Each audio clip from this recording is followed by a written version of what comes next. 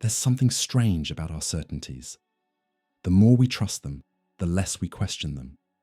We grow up surrounded by ready-made answers about who we are, what's real, what's right. But what if those answers are just well-polished layers on top of forgotten questions? What if the kind of philosophy that really bothers us, that challenges us, that shakes us to the core, never actually reached you? In this video, we're going to dig up buried ideas, not to give you new certainties, but to expose the cracks in the old ones. Are you ready to think as if you had never really thought before? Imagine waking up one day and realizing that everything you thought you knew about the world might be an illusion. Your senses, your story, even the ground under your feet. What if none of it is real? That idea is scary, but it's also freeing. In the 17th century, René Descartes invites us into this bold thought experiment in his major work, Meditations on First Philosophy. He shows us that if we want a truly solid foundation for knowledge, we need to start by knocking down everything we've trusted without ever really questioning. Yes, that includes everything. Descartes proposes what became known as hyperbolic doubt, a method of investigation where you doubt every belief that can be even slightly questioned. He leads us down a disturbing path where everything that seems obvious, the body, the world, other people, might be the result of a massive mistake. And we're not just talking about small errors, but a systematic illusion. Have you ever had a dream so vivid that for a few moments you were sure it was real? Descartes reminds us that this happens more often than we like to admit. How can we be sure that right now we're not just dreaming? If, in a dream, we believe we're awake, where is the clear line between dream and reality? That's Descartes' first blow against our certainties. But he doesn't stop there. What if there were a being, an evil genius, who deliberately tricks us, making us believe that 2 + 2 is 4, when in fact it's not? Not because this being really exists, but because thinking about this possibility pushes our certainties to the limit. Everything might be being manipulated. And then you stop and think, if everything can be doubted, what's left? That's where Descartes finds a fixed point in the middle of the chaos. Cogito, ergo sum. I think, therefore I am. This isn't just a nice phrase or a clever word game. It's a revolutionary discovery. Descartes realizes that even when he doubts everything, the act of doubting itself requires someone who doubts. Even if everything is false, even if the world doesn't exist, even if the senses deceive me, the experience of doubting proves that there is something that thinks. This is the solid rock on which he decides to rebuild the whole structure of knowledge. The certainty of the thinking I is indestructible. But I immediately noticed that while I wanted to think that everything was false, it was absolutely necessary that I, who was thinking this, had to be something. Meditations on First Philosophy, Second Meditation. Let that sink in for a moment. Descartes is not just philosophizing about abstract doubts. He's teaching us how to doubt methodically as a way to clear the ground of false beliefs. In times of information overload, clashing ideologies, and absolute certainties shouted from every side, this lesson is more relevant than ever. Questioning is the beginning of freedom. But be careful. Descartes is not a total skeptic. He doesn't want to stay in doubt forever. The goal of radical doubt is to find what is absolutely certain. Once he finds that foundation, the thinking self, he moves on to rebuild knowledge, step by step. The impact of this idea, though, goes far beyond what Descartes imagined. From the certainty of thought, he tries to prove that the external world exists, that God exists, and that the senses, although flawed, can be trustworthy when corrected by reason. But for many later thinkers, like Hume and Kant, Descartes opened a wound that never really healed. By putting reality under suspicion, he changed forever the way we deal with knowledge. Have you ever asked yourself how many of your certainties are inherited? How many ideas you believe just because you learned them at school, in your family, in religion, or through the media, without ever really questioning them deeply.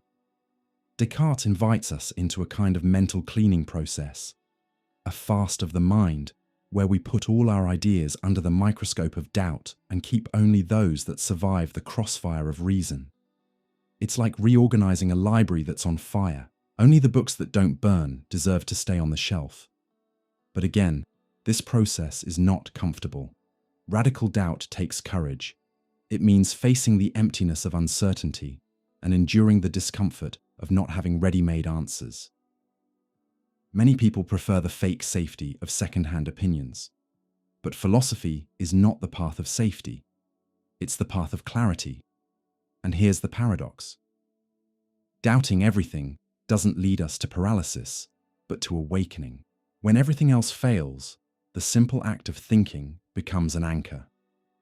Conscious, attentive, critical thinking reconnects us to reality, not as something given and ready, but as something we build every day. That's why Descartes still matters. We live in a world where we're bombarded by information, emotional manipulation, and speeches that pretend to be absolute truths. In times like these, the Cartesian spirit is an antidote to dogmatism. It's a call to reason. Descartes doesn't tell us who to believe or what to think.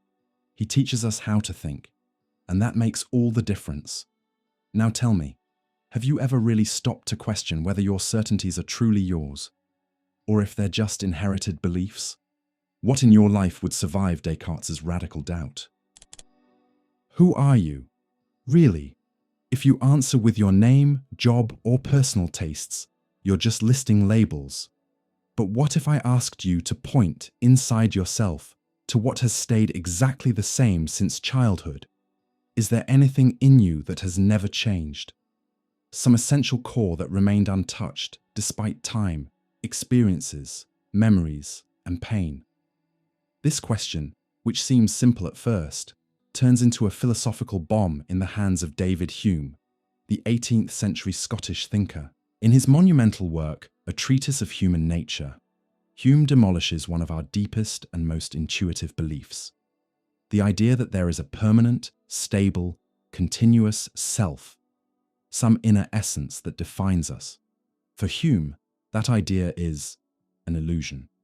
By introspection, I never can catch myself at any time without a perception, and never can observe anything but the perception. Pause for a moment and try to observe your mind directly. What do you find? You'll see thoughts, sensations, images, memories, emotions. But do you see some fixed entity behind all of that? A self that's separate from those experiences? According to Hume, you don't. When he investigates the mind with the same care a scientist uses to study a natural phenomenon, Hume concludes that all we ever find is a constant flow of perceptions. There is no self behind them. The self is just the succession of those perceptions. Like beads on a string with no thread, what looks like unity is actually just things placed side by side. This idea clashes directly with the philosophical tradition before him. From Plato to Descartes, many believed the self was a thinking substance, an immortal soul, a stable center of identity. For Descartes, the I was the safe starting point. I think, therefore I am. Hume, with the sharp blade of empiricism, cuts that belief at the root. He basically says, if I can't directly observe this self, if it never shows up in experience, then it doesn't exist as a substance. And here is where the genius and the discomfort really hit. If the self is not a permanent entity, then what are we? We are a theatre of perceptions, constantly changing. Emotions arise and pass, thoughts come and go, memories shift over time. What we call myself is just a linguistic shortcut, a kind of useful fiction we use to organize this inner torrent of events. Hume compares the human mind to a river.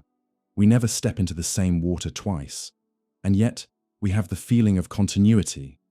But that continuity is a construction of the imagination, not an objective reality. The mind is a kind of theatre where several perceptions successively make their appearance, pass, repass, glide away. but there is properly no simplicity in it at one time, nor identity indifferent. This view is so radical that it still faces resistance today. After all, our entire emotional and social life seems to depend on the idea of a continuous self. Promises, regrets, responsibilities, memories, all of that leans on the belief that we are the same person we were yesterday, 10 years ago, or when we were kids. But is that really true? Or is it just a comforting mental habit? Think about the transformations you've gone through. Your tastes have changed. Your beliefs too. Your memories are flawed. Some are gone. Others have been rebuilt in distorted ways. Your traumas, scars, and bonds have reshaped you. So what's left of that original you? This is the philosophical wound Hume forces us to face. Maybe there is no core holding our identity together. Maybe we are nothing but change. But this isn't about nihilism. It's about clarity. Hume doesn't want to destroy our identity just for the sake of it. He wants us to see it for what it is. A story we tell ourselves. And like every story, it has cuts, gaps, and rewrites. It's like a book that is always being rewritten. As unsettling as it is, this thought is also liberating. If the self is not a fixed entity, then we're not condemned to be the same forever. We can change. We can reinvent ourselves. We can stop carrying old guilt, fears that no longer make sense, and versions of ourselves that don't fit us anymore. With his elegant language and skeptical spirit, Hume invites us to see the self not as a frozen object, but as a process, a flow.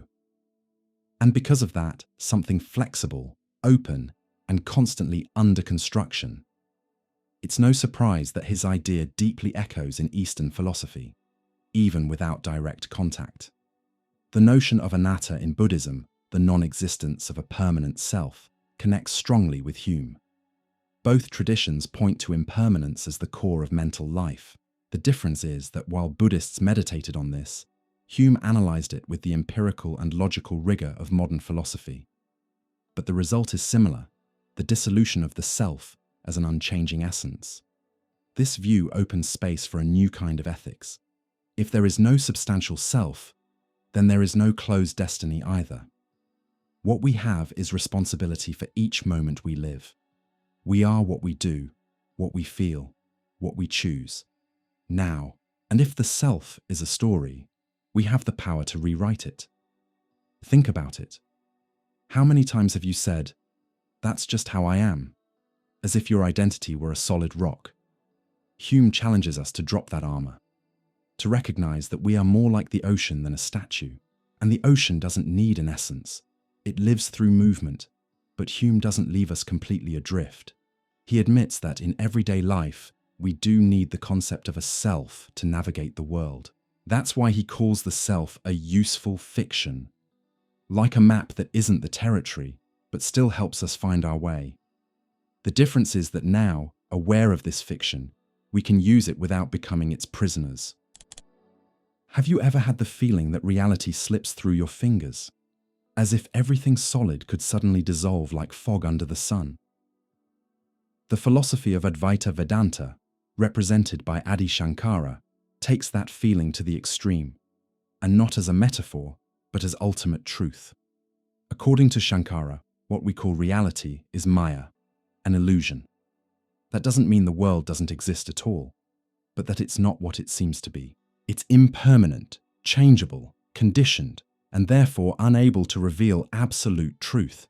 Like a dream or a mirage, the world appears, but it is not real. The one who sees the world as truly real will never know the truth. What's at stake here is something deep. Our trust in the senses, in time, in matter, in the separation between me and the other, between subject and object. All of that is Maya. Not because it's fake, but because it tricks us by presenting itself as absolute when, in reality, it's relative, temporary, and conditioned. Shankara wrote his most famous work, Vivekachudamani, The Necklace of Wisdom, to guide spiritual seekers in how to tell what is real from what is illusory. And the criterion is clear. Whatever changes, passes, or disappears cannot be the truth. The world we experience is impermanent. Emotions change, thoughts come and go, the body ages, relationships transform. Even our most abstract concepts, like time, space, identity, are fluid. Nothing stays the same. So Shankara asks, how can something like that be considered real? The Advaita answer is, it can't. To understand this, we need to grasp the central idea of Vedanta, Brahman. This is not a god in the Western sense, but absolute reality itself, without form, without name, infinite and indivisible. Brahman is the foundation of everything, that which exists by itself and depends on nothing else. It's not a being among other beings. It is pure being, existence in its most essential form. Everything we see, the world of forms, names, objects, is at best a temporary expression of this reality. But because we're under the spell of Maya, we mistake appearance for essence, the shadow for the thing itself. It's like confusing the reflection of the moon in the water with the real moon, or going even deeper. It's like living inside a dream and believing that it's all there is.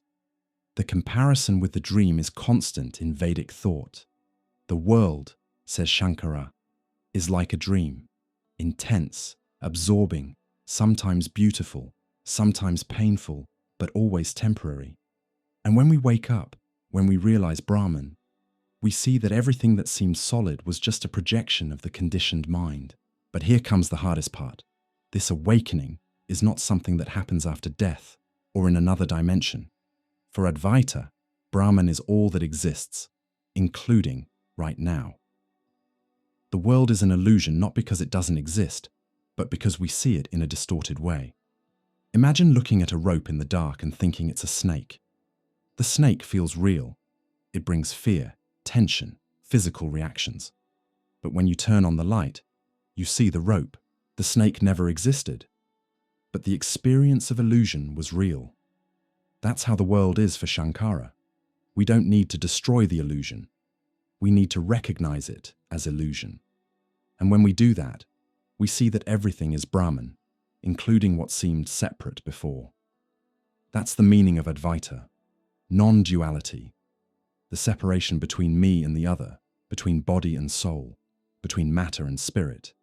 All of that belongs to the play of Maya. The ultimate reality is one. There are not two. Everything is one. Everything is Brahman. But how do we come to this understanding? How do we escape illusion? Shankara offers a clear path, viveka or discernment.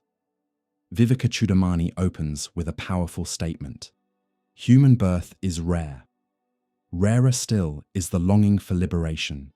And rarer than all of this is the company of a true master. The path to truth requires courage, discipline, and guidance. It's not enough to repeat that the world is Maya. You have to live that wisdom. That calls for self-observation, detachment, meditation, and study of the sacred texts. And above all, it demands that we stop identifying with the body, the thoughts, and the emotions. Because as long as we believe we are the I that suffers, the I that desires, the I that fears, will remain trapped in illusion. Shankara reminds us, you are not the body, you are not the mind, you are the Atman, the real self, identical to Brahman. You are pure, formless, without desire. You are the light of eternal knowledge. Wake up, free yourself from this illusion created by ignorance.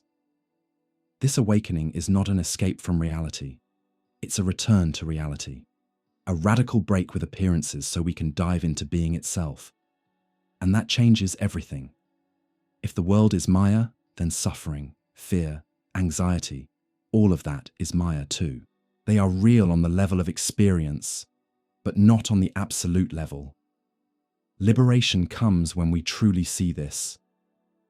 Then a quiet transformation begins. The world stays the same. People keep living their lives, the news cycle keeps spinning, the days go by, but you're no longer trapped by the forms.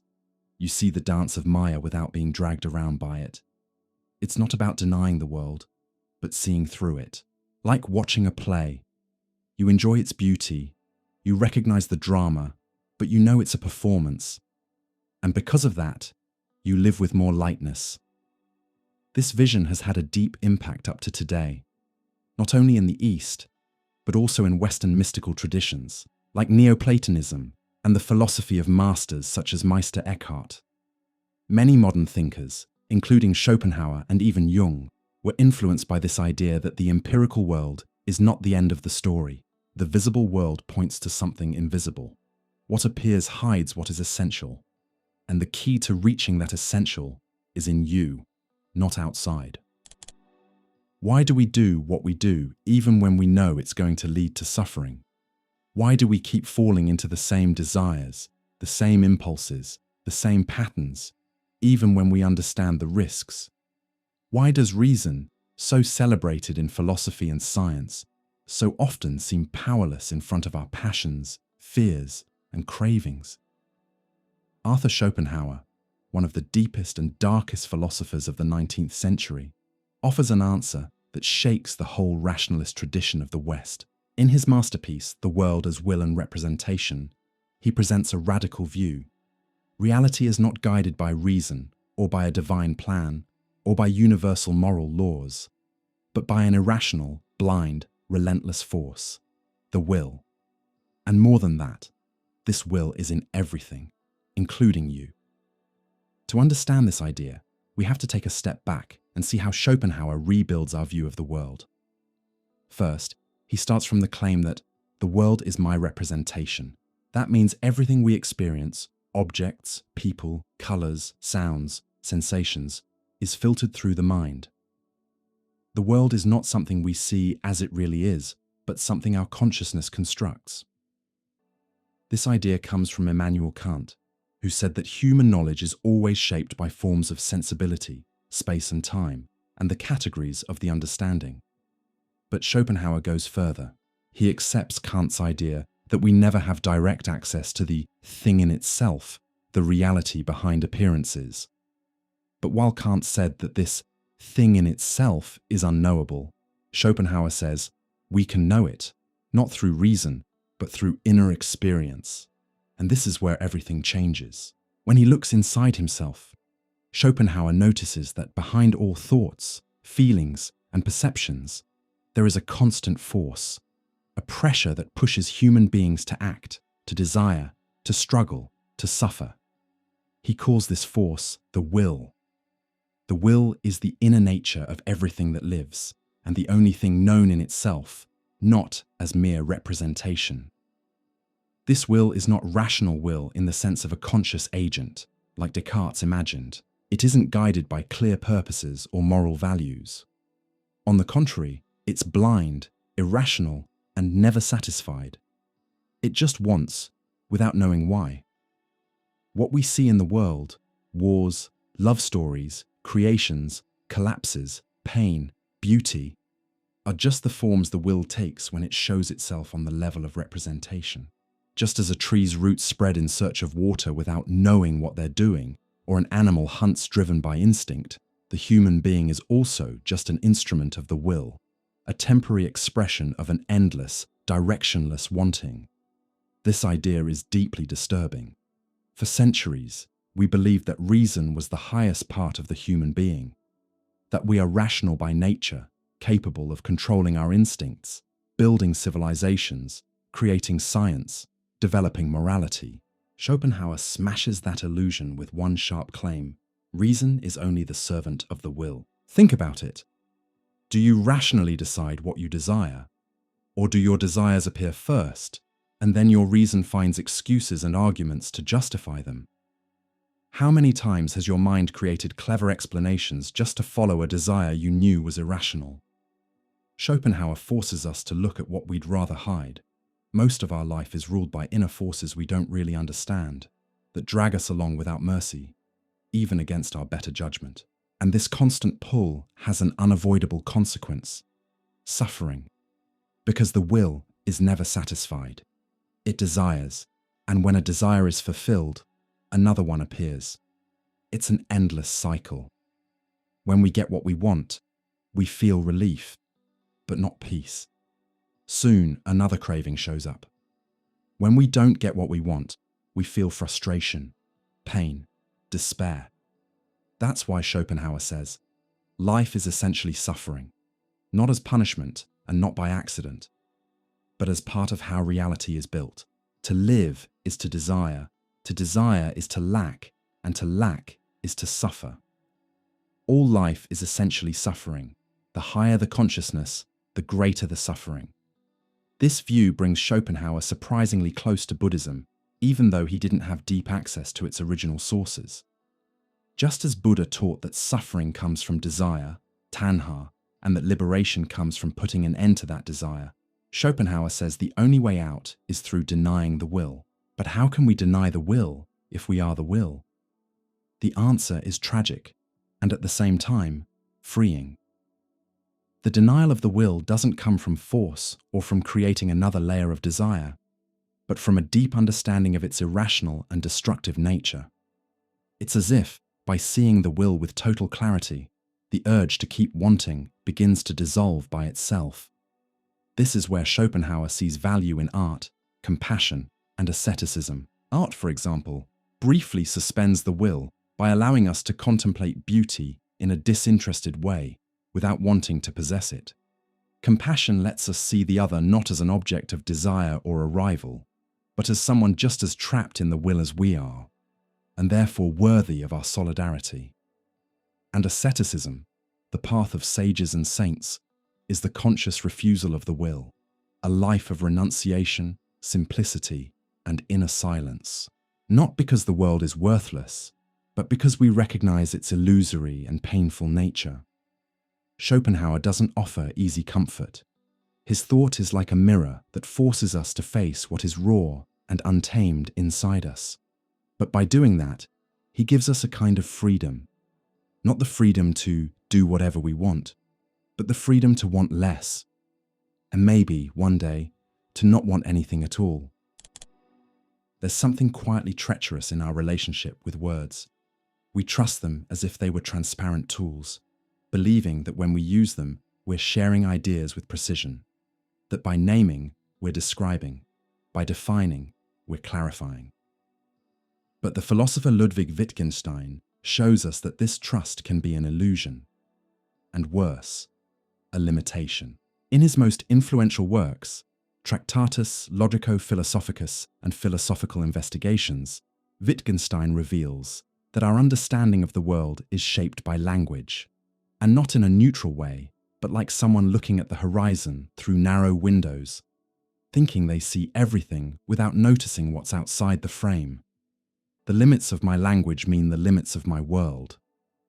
This line isn't just poetic, it's an existential warning. If we can only think, imagine, and express what we have words for, then everything beyond those words simply disappears from our awareness. In other words, we don't see the world as it is. We see the world as our language allows us to see it. In the Tractatus, his early work written with almost mathematical logical rigor, Wittgenstein believed that language could, and should, mirror the world with precision. For him, the structure of language should match the structure of reality. A true proposition would be one that represents a real state of affairs, like a logical photograph of the world. But that attempt to purify language, though elegant, soon showed its limits. Human life is not made only of facts and descriptions. There are ambiguities, emotions, values, intentions, contexts. There is silence. And it was precisely the effort to push these things aside that led Wittgenstein, years later, to radically rethink his own philosophy. In Philosophical Investigations, the tone changes completely. Instead of searching for an ideal language, he turns to ordinary language, the way we actually speak in daily life. And there, he makes a disturbing discovery. Words don't have fixed meanings. They have uses. The meaning of a word is its use in the language. This simple sentence changes everything. Meaning is not something living inside a word like a secret essence. What gives a word its meaning is the context where it's used, the language game it belongs to. And these language games are many. Asking, thanking, cursing, arguing, singing, promising. Each of these activities follows its own rules, and there is no single universal language behind them all. This idea, language games, is central to Wittgenstein's later philosophy. Language is a social activity, a kind of game with flexible rules, passed on culturally, adapted through use, and like any game, what works in one context might not work in another. Take a simple example. The word bank. It can mean a financial institution or a place to sit. But it's not just a dictionary ambiguity. The meaning is decided by how the word is used in a particular situation. The problem starts when we ignore this and believe each word has one fixed objective meaning. That belief is exactly what leads us into mistakes. And, according to Wittgenstein, this is how language tricks us. The trick goes deeper than it looks. When we treat words as perfect mirrors of reality, we fall into philosophical confusion. We start arguing about whether the self exists, what time really is, what freedom means, as if these words pointed to clear, solid entities in the world, when in fact, we're often just stuck in knots created by language. Philosophy is a battle against the bewitchment of our intelligence by means of language. This sentence is a turning point. For Wittgenstein, many traditional philosophical problems, mind and body, free will, identity, time, being, are not really problems about the world, but about language. They're confusions that arise when we push language beyond what it can actually do. Instead of explaining everything, language ends up trapping us in conceptual illusions. And the consequences are serious. If we don't understand the limits of language, we risk building entire systems of thought on empty words, fuzzy concepts, and grammatical illusions. Even worse, we think we're being clear and logical when we're actually just walking in circles inside a maze of our own making. But Wittgenstein's critique is not nihilistic. He doesn't want to destroy language. On the contrary, he wants to free us from the idea that language can do everything. He wants us to come back down to earth and pay attention to how words actually work in real life, how they gain meaning in gestures, practices, relationships. So his philosophy offers us a way out of the spell. Look at language closely without trying to force it past its limits. That has direct consequences for everyday life. How many personal conflicts start from a poorly chosen word? How many ideological or political fights turn into pointless wars because people are using the same word? Freedom, justice, truth, with completely different meanings. How many misunderstandings in relationships happen because a sentence was taken out of context? Wittgenstein shows us that language is not neutral. It shapes our thinking, but it also limits it. It organizes the world into categories, but it leaves a lot out. And when we forget this, we start treating concepts as solid realities, when they are often just fragile and temporary constructions. There's something even more subtle here. When we realize that language is not absolute, we're pushed toward a kind of philosophical humility. We start to accept that not everything can be said precisely, that not every experience fits neatly into words, that some things can only be shown, not explained. Whereof one cannot speak, thereof one must be silent. This closing line of the Tractatus lands with a heavy silence, not as a failure, but as an acknowledgement of limits. There is a border between what can be said and what can only be lived. And maybe that's where real wisdom begins. Maybe, by recognizing the limits of language, we can listen better, observe more, judge less, and who knows, feel the subtleties of reality more deeply, even when we don't have the words to describe them. Everything you believe has a solid identity. Your mind, your body, your story, your feelings may, in fact, be empty. But what does that even mean? It's not empty as in total absence, or some cold, nihilistic nothing. It's emptiness of inherent essence, an emptiness that, far from erasing reality, actually reveals its true nature, interdependent, fluid, impermanent. This is the radical vision of Nāgārjuna, one of the greatest philosophers of the Mahayana Buddhist tradition and author of the classic Mula-Madhyamaka-Karika, the fundamental verses of the Middle Way. In his thought, The notion of shunyata, emptiness, becomes the key to dismantling our deepest illusions about the world, about the self, and even about the idea of existence itself. Nāgārjuna starts from a simple but profound point. Nothing in the world has inherent existence. In other words, nothing is by itself. Nothing exists in an isolated, independent, self-sufficient way. Everything that seems solid and well-defined is actually a knot of relationships, a meeting point of causes and conditions. And when we look closely, there's no core. Whatever arises in dependence on causes and conditions, we say is empty. It is only dependently designated. This is the middle way. This is not just a metaphysical theory. It's a practice of mental deconstruction, a tool for liberation. Think, for example, about your own identity. You have a name, a body, a life story. But is there, behind all of that, a fixed, unchanging, essential you? Nāgārjuna would say, no. What we call I is just a combination of elements, body, sensations, perceptions, thoughts, that arise and disappear moment by moment. There is no inner center, no substance. The self is like a wagon assembled from separate parts.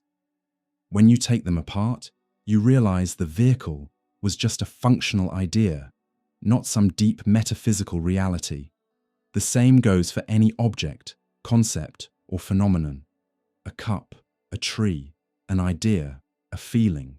All of these only exist because they arise in dependence on causes and conditions. Nothing has its own independent essence, and precisely because of that, everything is impermanent, unstable, floating. This understanding deeply shakes the way we normally think, which is always trying to find substances, certainties, and absolute definitions. But Nāgārjuna is not saying that things don't exist in the sense of being fake like a magic trick. He is saying they don't exist the way we think they do. The idea of inherent existence, solid, fixed, self-contained, is a conceptual illusion. By denying that, he isn't denying existence itself.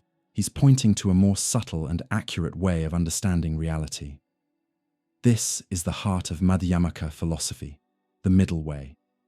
It stands between two extremes. It doesn't claim that things exist with a fixed essence, eternalism. And it doesn't claim that things don't exist at all, nihilism. They exist dependently. And that's it. But why does this matter? Because the root of human suffering, according to Buddhism, is that we cling to what is impermanent as if it were permanent, to what is empty as if it were solid, to what is conditioned as if it were absolute. This attachment creates craving, aversion, illusion, and therefore pain. When we believe the self is solid, we cling to it in fear of change, loss, and death. When we believe things have a fixed meaning, we become prisoners of our own ideas. When we think the world is exactly how we describe it, we suffer every time it doesn't match our expectations. The cause of suffering is turning things into fixed things. When emptiness is seen, attachment ends. Emptiness, in this sense, is liberation. It's the end of attachment to the idea of essence. It's an opening to a world in constant transformation, where everything is flow, relation, process. This way of seeing resonates with other great Buddhist teachings, like those of the Buddha himself. Anatta, the absence of a permanent self, and pratyasamutpada, or dependent origination. Everything that arises based on conditions. Nāgārjuna, however, pushes this teaching to its logical and philosophical limit, showing that even Buddhist teachings themselves, the words, the concepts, are also empty, including the very idea of emptiness. Yes, you read that right. The emptiness of emptiness must also be understood. Even emptiness is empty of inherent existence. This is one of the most disorienting and freeing points in his work. Nāgārjuna reminds us that we must not turn emptiness into a new dogma.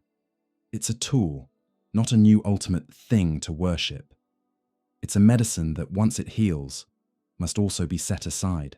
There's a rare elegance in this kind of philosophy, a thought that doesn't want to freeze itself in stone, that doesn't cling to its own conclusions, that dissolves as it's stated.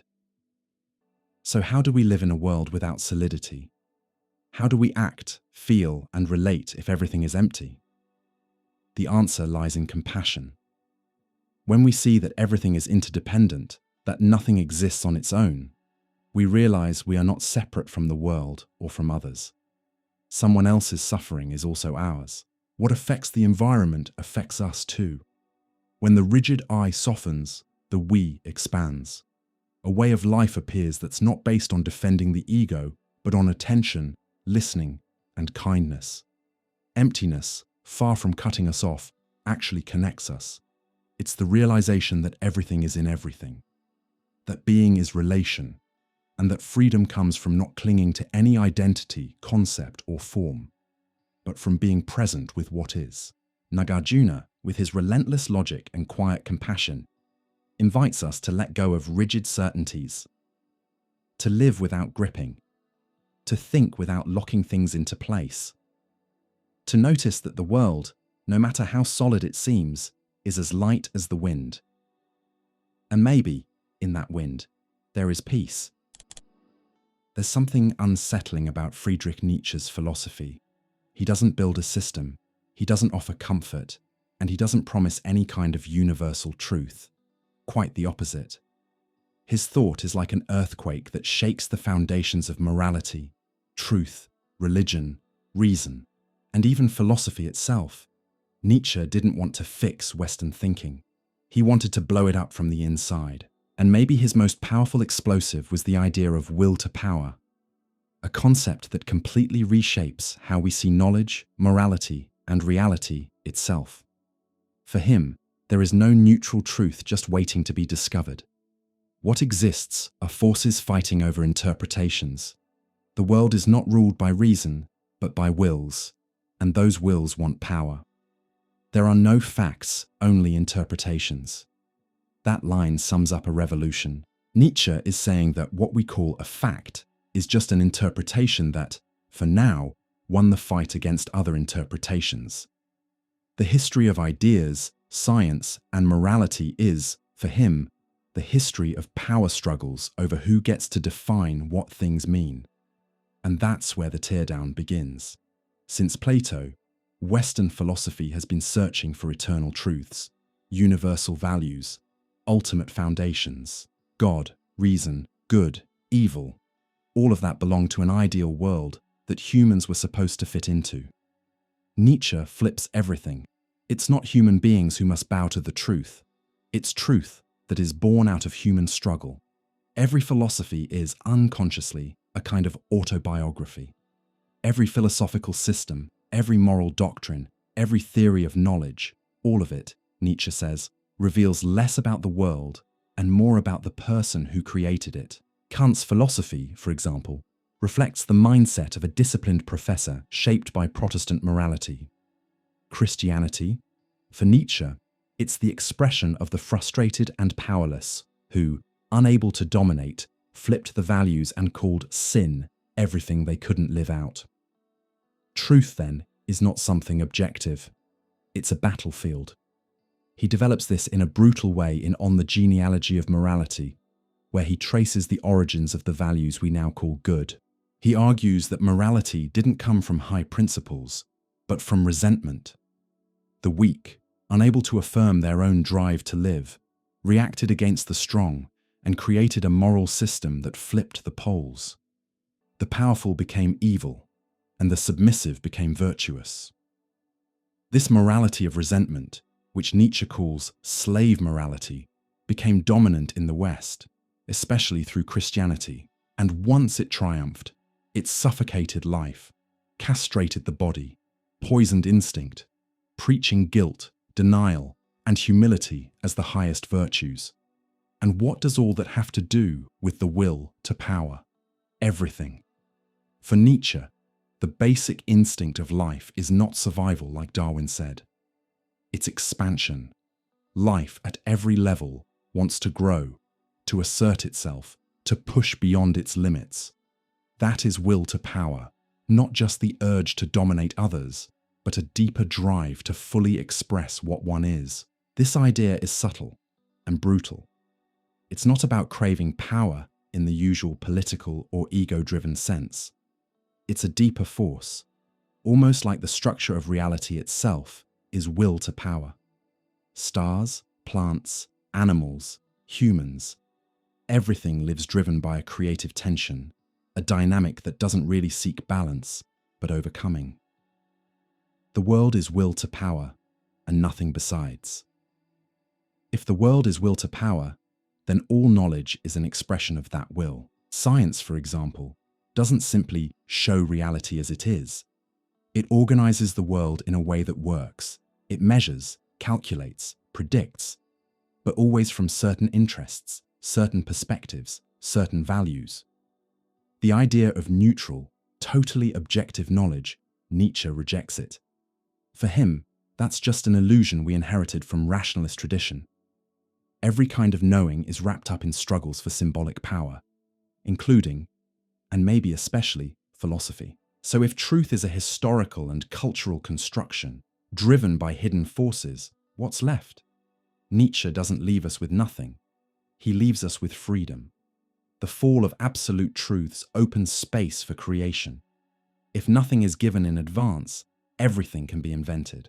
And that's what he demands from human beings. Not submission, but the courage to create values, to affirm life without metaphysical crutches, to live without guarantees. This is the task of the free spirit, the one who breaks with herd morality, who doesn't accept ready-made truths, who dares to think with their whole body, not just their head. From there, Nietzsche points to the ideal of the Übermensch, often translated as overman or beyond man. Not a superior race, but a symbol of the human being who goes beyond resentment and creates meaning for their own existence. It's a call to radical responsibility. If there is no objective truth, then you are the author of your world. But this freedom is heavy. Nietzsche knew that. Without God, without a universal morality, without an absolute truth, what holds a person up in the middle of chaos? Here we see the tragic courage of his thinking. He doesn't offer safety. He offers clarity, and clarity takes strength. The strength to face life as it is, ambiguous, unstable, with no guarantees, and still say yes to it. That's why will to power is also a will to meaning, but not a meaning handed to you from outside. It's the meaning you create in the very act of living, thinking, and acting. Become who you are. That line is not an invitation to narcissism, but to radical self-knowledge. Instead of searching for truths out there, Nietzsche pushes us inward, not to find some hidden essence, but to affirm our power to exist as a constant act of creation.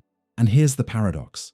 By denying absolute truths, Nietzsche doesn't throw us into emptiness. He throws us back into ourselves. And then he asks, now that you know there is no solid ground, what are you going to do? The world, Nietzsche says, is an open field.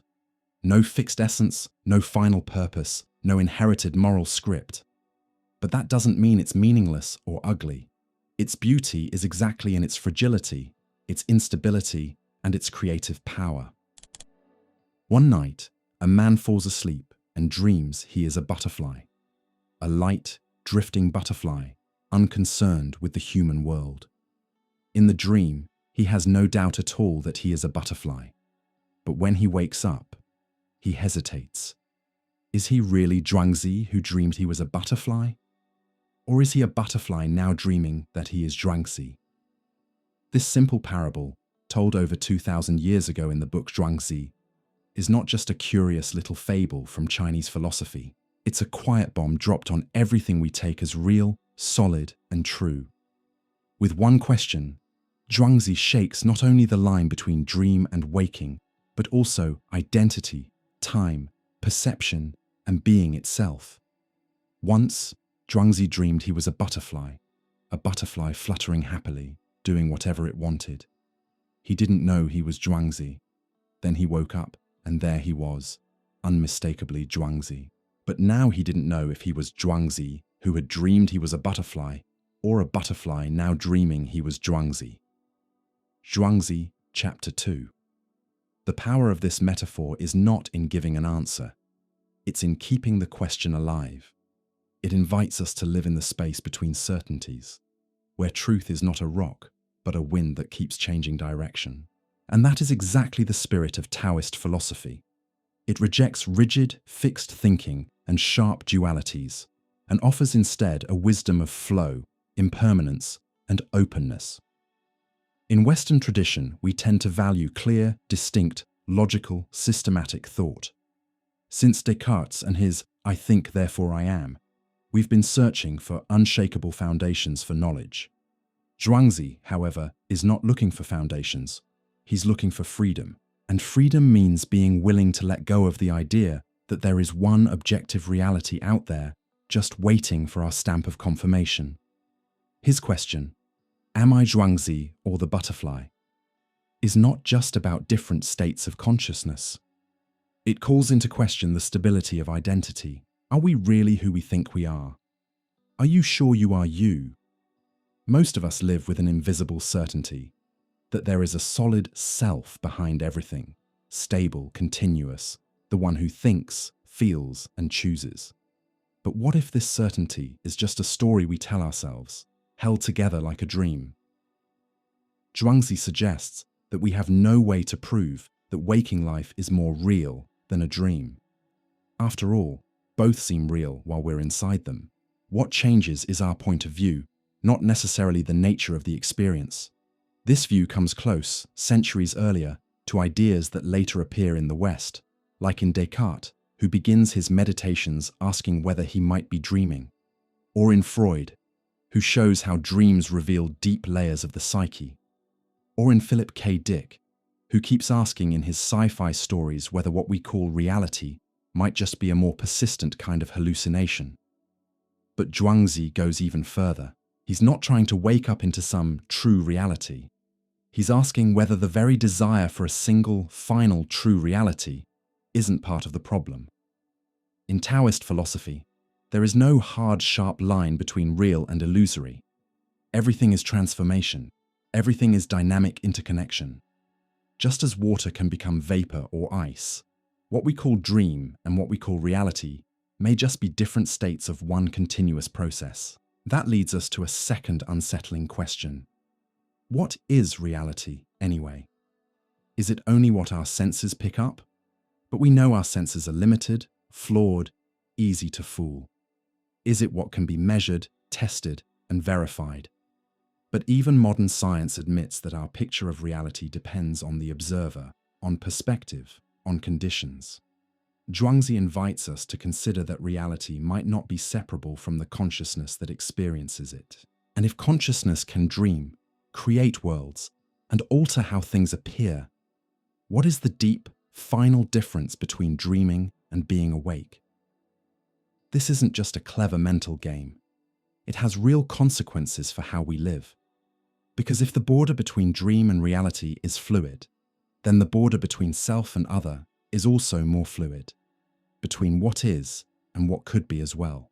The rigidity of our judgments, beliefs, moral certainties, and fixed ideas about life, all of that begins to soften. So what's left? Space. Space to breathe.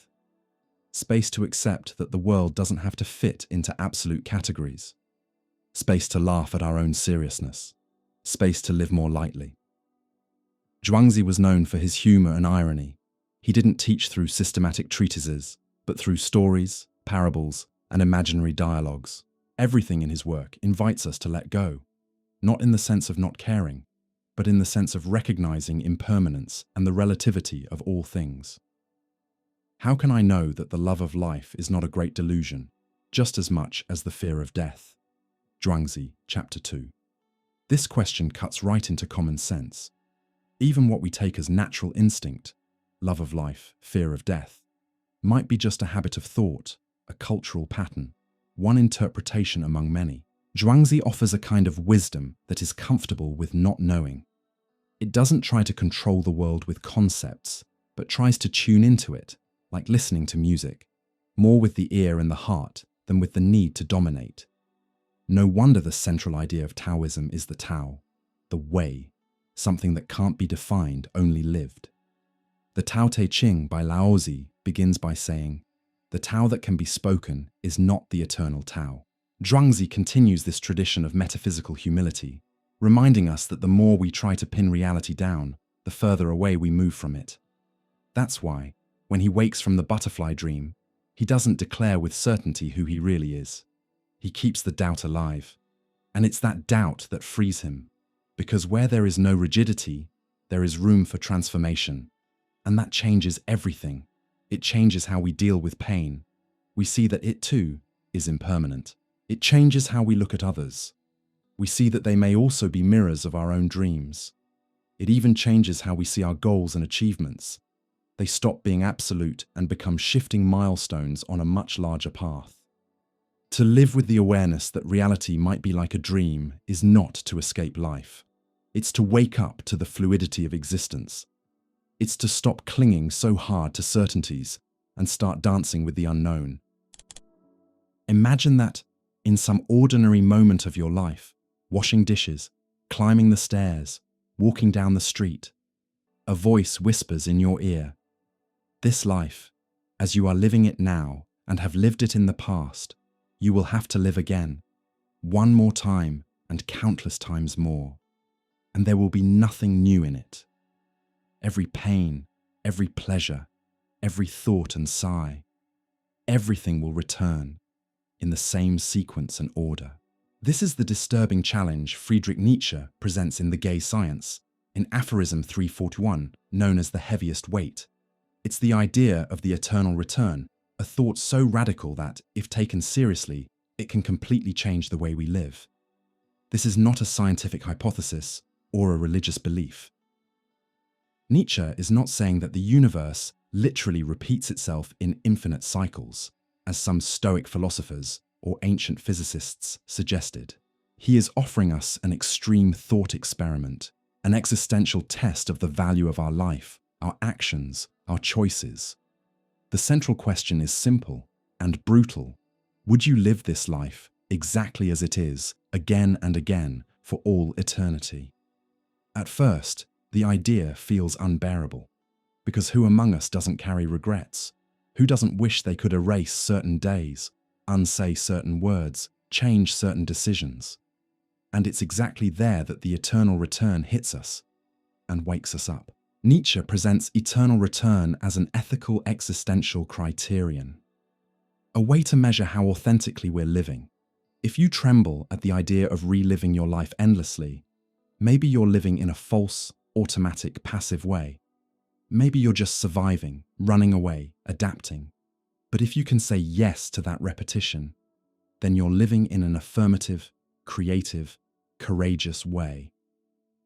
To will the eternal return is the highest expression of an affirmative will. But what is this affirmation of life that Nietzsche values so much? It's the total acceptance of existence with everything it brings, pain and pleasure, failure and victory, love and loss, light and shadow. Not as resignation, but as a choice. As the will to live every last detail of the experience, without denial, without nostalgia for some beyond, without wanting to escape.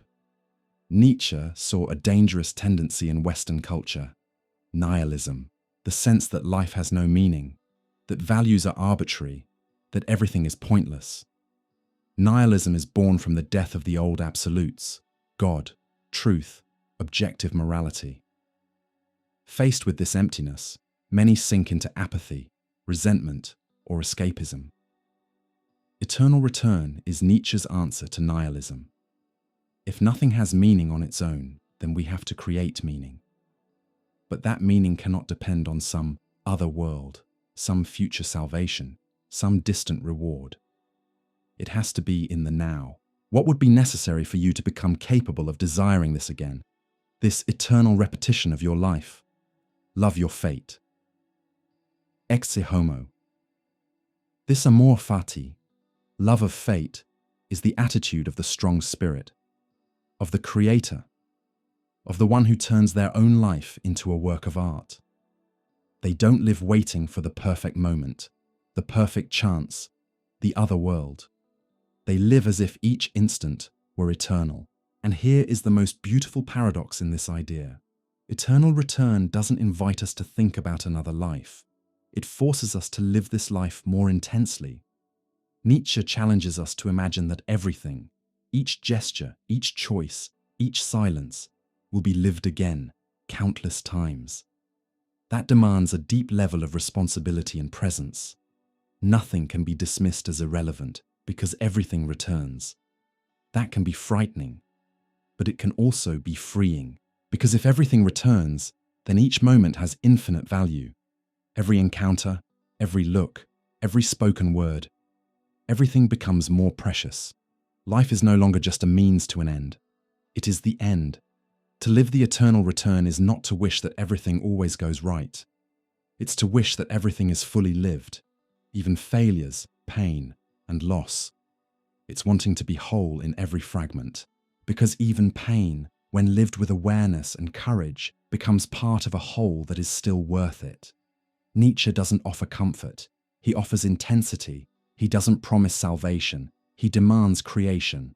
And maybe that's why his philosophy still scares people, because it demands radical authenticity.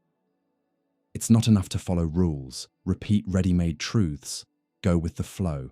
You have to build yourself, moment by moment, as if you were sculpting a statue with your bare hands, using your own will. Man is a rope stretched between animal and overman, a rope over an abyss. Thus spoke Zarathustra.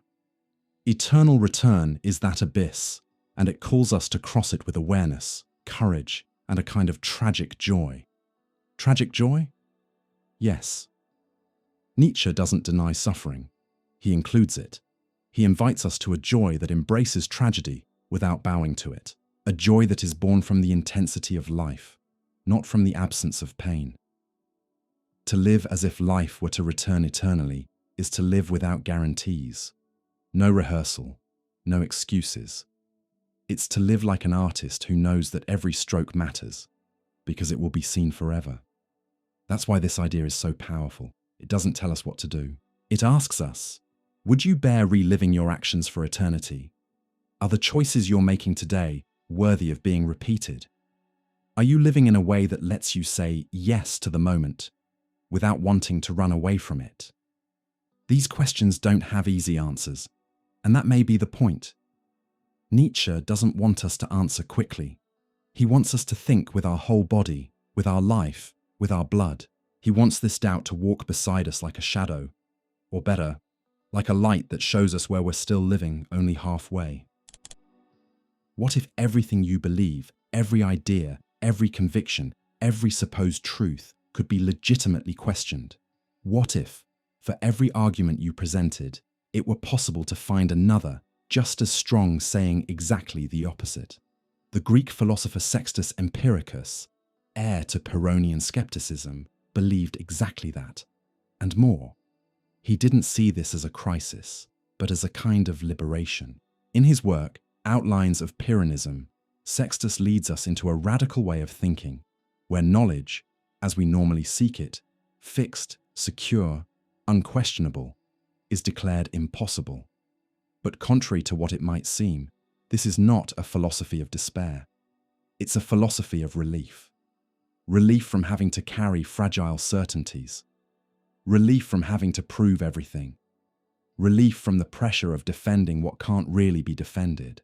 This suspension of judgment is called epoché, the heart of the skeptical attitude. When the skeptic realizes that no argument can definitively win over its opposite, he neither affirms nor denies. He simply suspends judgment. For every proposition, there is a counter-proposition of equal force. Faced with this, we suspend judgment, and from this suspension comes ataraxia. What is ataraxia? It's a Greek word that means tranquility of the soul, the absence of inner disturbance, the end of the anxiety that comes from the need to be right, to prove something, to hold up what can't really be held up. For the Pyrrhonian skeptics, it's not the world itself that causes suffering. It's the opinions we have about the world. When we believe something is definitely good or evil, true or false, necessary or impossible, we create inner tension, conflict, judgment, and emotional storms. But if we suspend judgment, the internal struggle stops, and with it comes serenity.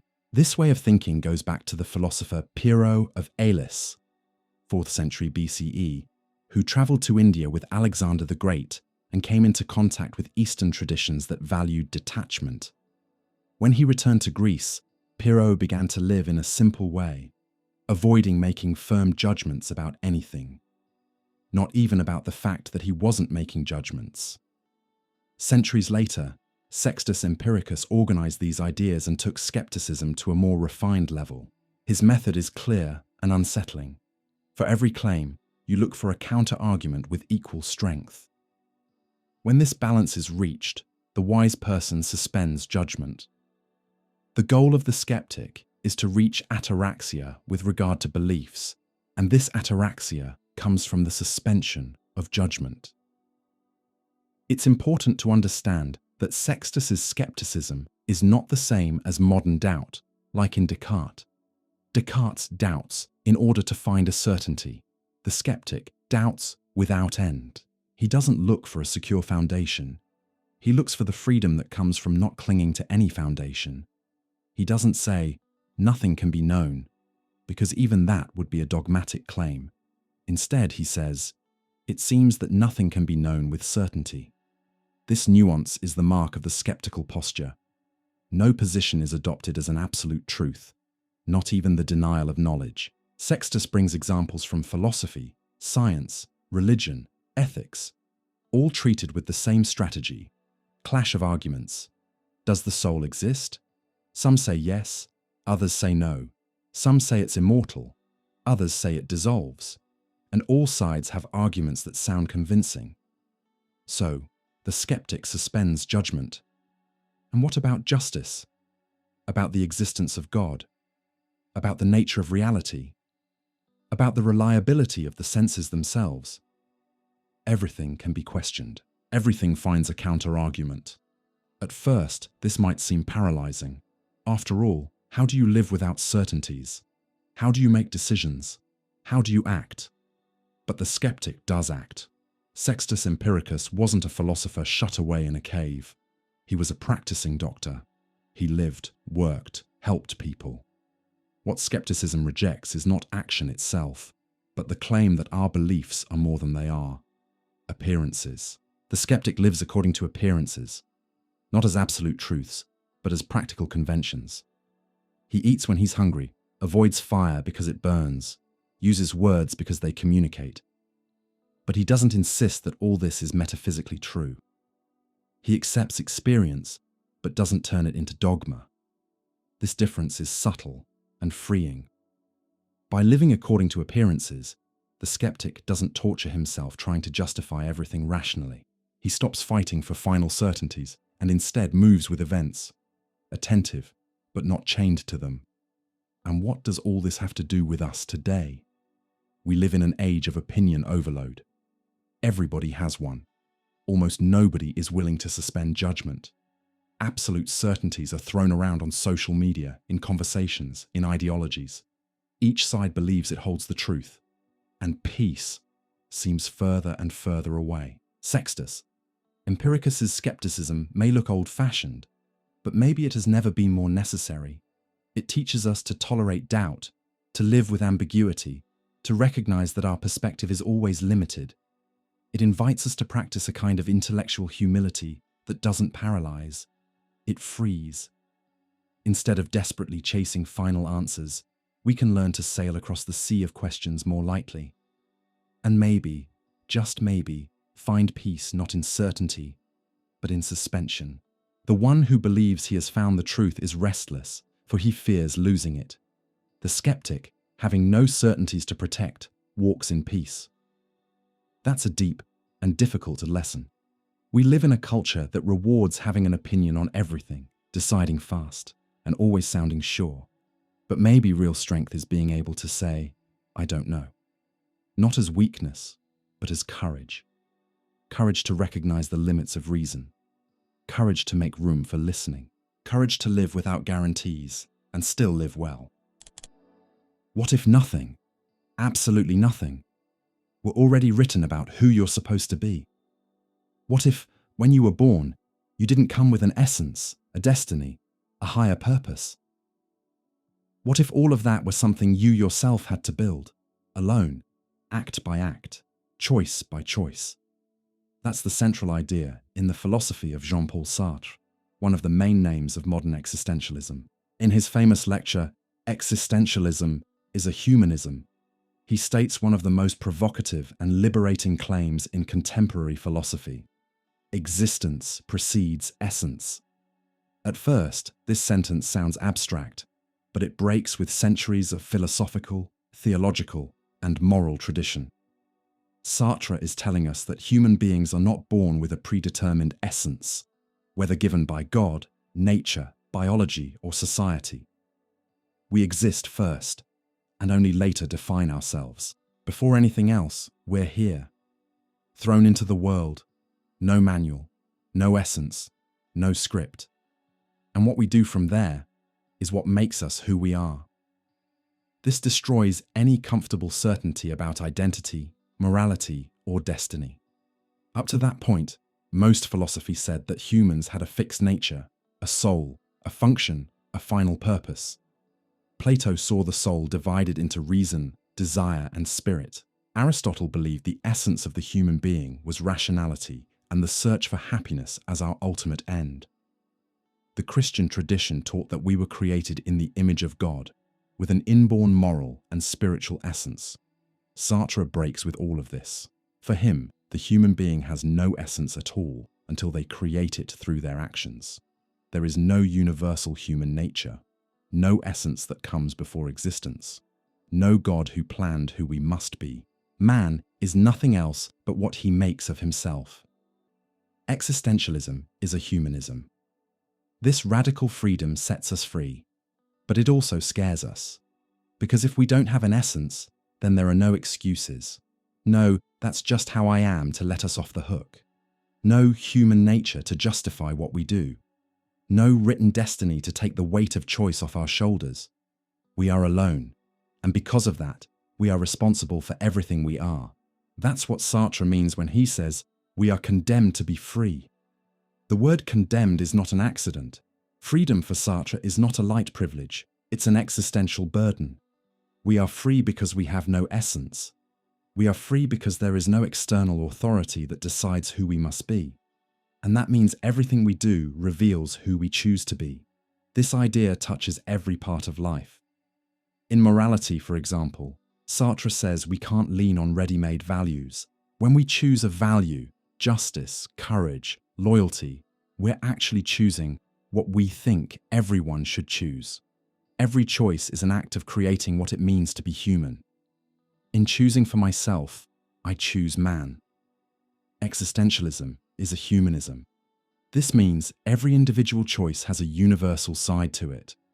When I decide to be honest, it's not just a personal trait. It's a statement that honesty is a value that should guide human life. That makes every action deeply ethical. But notice, Sartre is not saying there's an ideal model we must follow.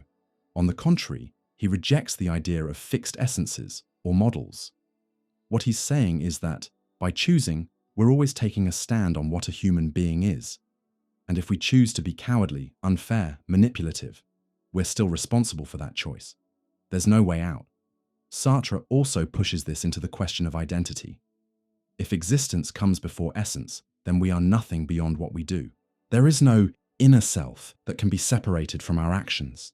There is no essence hiding behind the mask. The mask is the face. That's hard to swallow. We live in a culture obsessed with the true self, with the idea that there's something deep inside us just waiting to be discovered. Sartre says, there's nothing to discover. There is everything to build. And that hands us both the power and the risk of being the artists of our own lives. But this doesn't happen in a vacuum. Sartre knows we're thrown into a world we didn't choose, with a culture, a language, a body, limits, a history. This is what he calls facticity, the set of given conditions of our existence. Even so, within those conditions, we're free to respond. free to give meaning to what happens to us, free to act, or to do nothing, which is also a choice. This tension between facticity and freedom is what defines the human condition, and it leads to anguish, a central theme in existentialism. Anguish, for Sartre, is not just a psychological issue, it's a metaphysical experience. It's the emptiness we feel when we realize there is no essence guiding us, and that because of that, everything depends on us. Anguish is the consciousness of our freedom, being and nothingness. This anguish is the price of freedom. And contrary to what people think, it's not something to be avoided. It's a sign that we're awake, alive, present. It keeps us from living on autopilot. That's why existentialism, for Sartre, is a kind of humanism. Not because it flatters humanity, but because it puts the human being at the center of responsibility. There is no fixed essence defining us, so it's up to us to shape what we are. And that is, at the same time, a burden and an opportunity.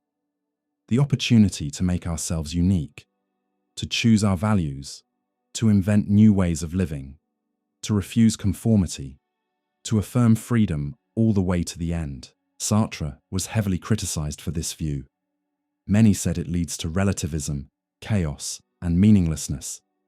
But he answered clearly, meaning is not given, it must be created.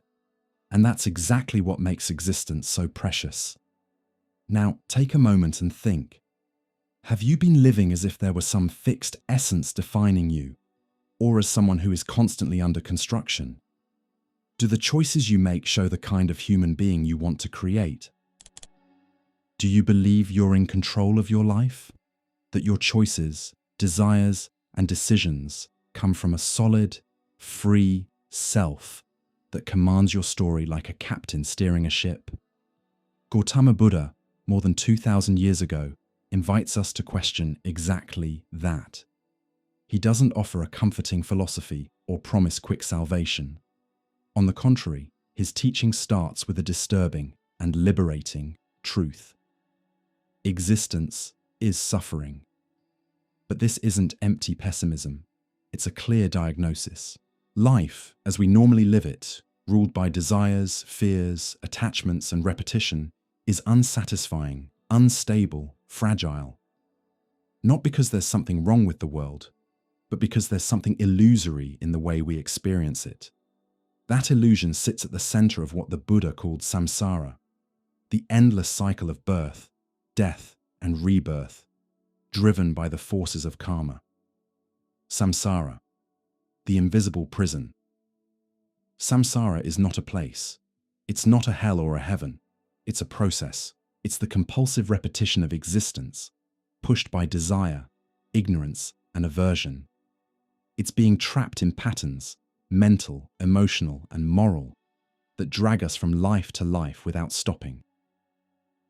Long is the cycle of birth and death for the one who does not know the path.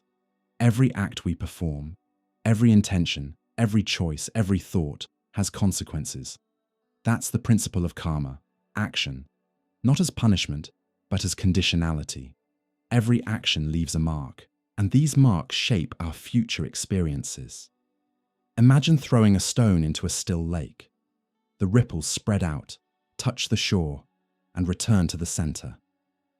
That's how our actions work, even the most subtle ones, even the ones we forget. All of them create effects, and those effects don't end in a single lifetime. In Buddhist thought, what we call a life is not a closed cycle, but part of a continuous process, in which patterns of attachment and illusion keep the wheel of suffering turning. According to actions, a being is reborn. According to actions, it is shaped. Karma is not fate, it's construction. It's important to clear up a common mistake. Karma is not cosmic punishment. It doesn't work like moral justice in the Western sense.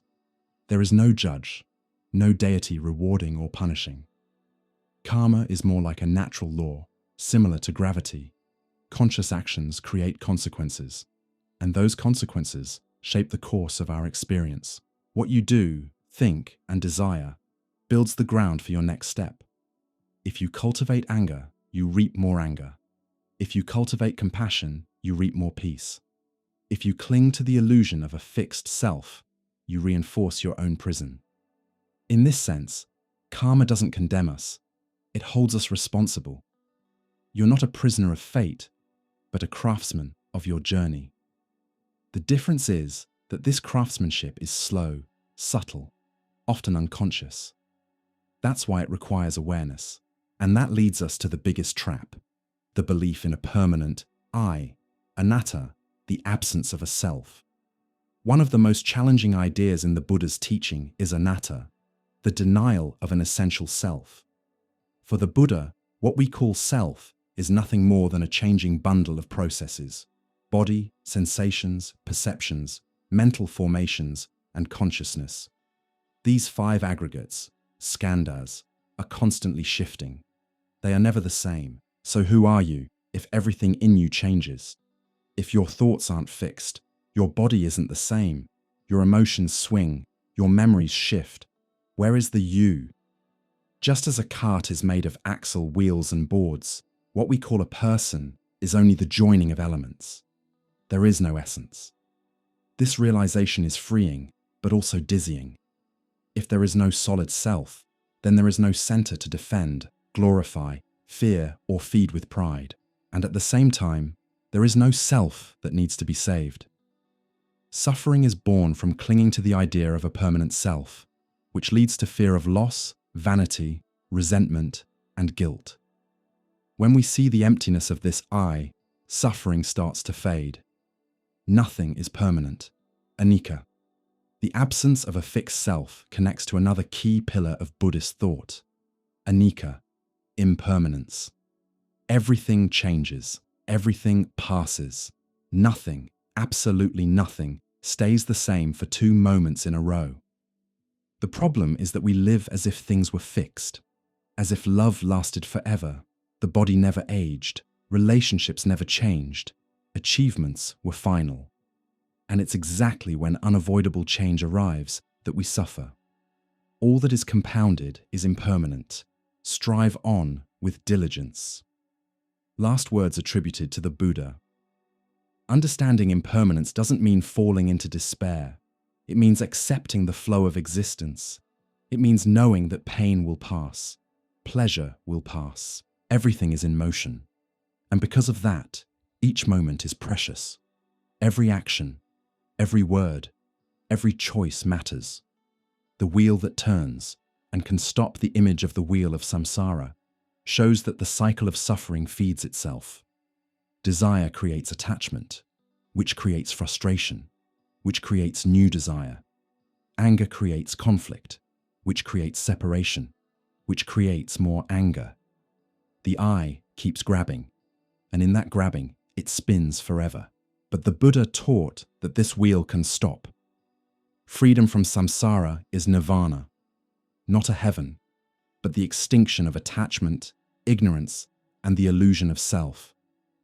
It is the end of suffering, the extinguishing of the flame of repetition. It is the end of the compulsion to exist, to crave, to repeat the same patterns. How do we do that? By becoming aware, by observing clearly, by acting with compassion, by practicing mindfulness, and by slowly recognizing the emptiness of what we call I and mine. Freedom lies in clarity. The Buddha's teaching may seem negative or harsh at first, but it is deeply compassionate. It starts from reality, life is suffering, in order to show that there is a path that leads to the end of suffering. And that path is not outside you. It doesn't depend on dogmas or external salvation. It is here, in the way you breathe, feel, think, and act. All that we are is the result of what we have thought. With our mind, we make the world.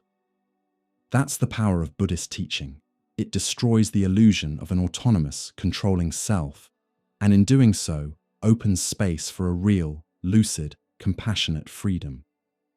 A freedom that is not doing whatever you want, but ending blind wanting. A freedom that is not about puffing up the ego, but dissolving it and finding peace. Do you believe your thoughts are really your own? Do you believe your ideas about the world, morality, justice, right and wrong come from free, independent reflection? Karl Marx, philosopher, economist, and sharp critic of modern society, invites us to doubt that. He warns us about something deeply unsettling. Our thoughts may be products of forces we neither control nor even notice. What we call consciousness may in fact be false consciousness. Ideology is false consciousness. B. Marx isn't just attacking ideas he personally disagrees with. He is exposing the invisible mechanisms that shape the human mind inside a specific social structure. And his conclusion is brutal. The ruling ideas of an age are, almost always, the ideas of the ruling class. This destroys one of the strongest beliefs in modern thought, the belief that we can think in a neutral, rational way above social influences. For Marx, that kind of neutrality is an illusion, an ideology carefully built to look natural. What is ideology? In everyday language, ideology usually means a political belief system. But for Marx, ideology is much more subtle and much more dangerous. It's not just a speech or a doctrine, it's a way of hiding things. Ideology is what presents what is historical and man-made as if it were natural and eternal.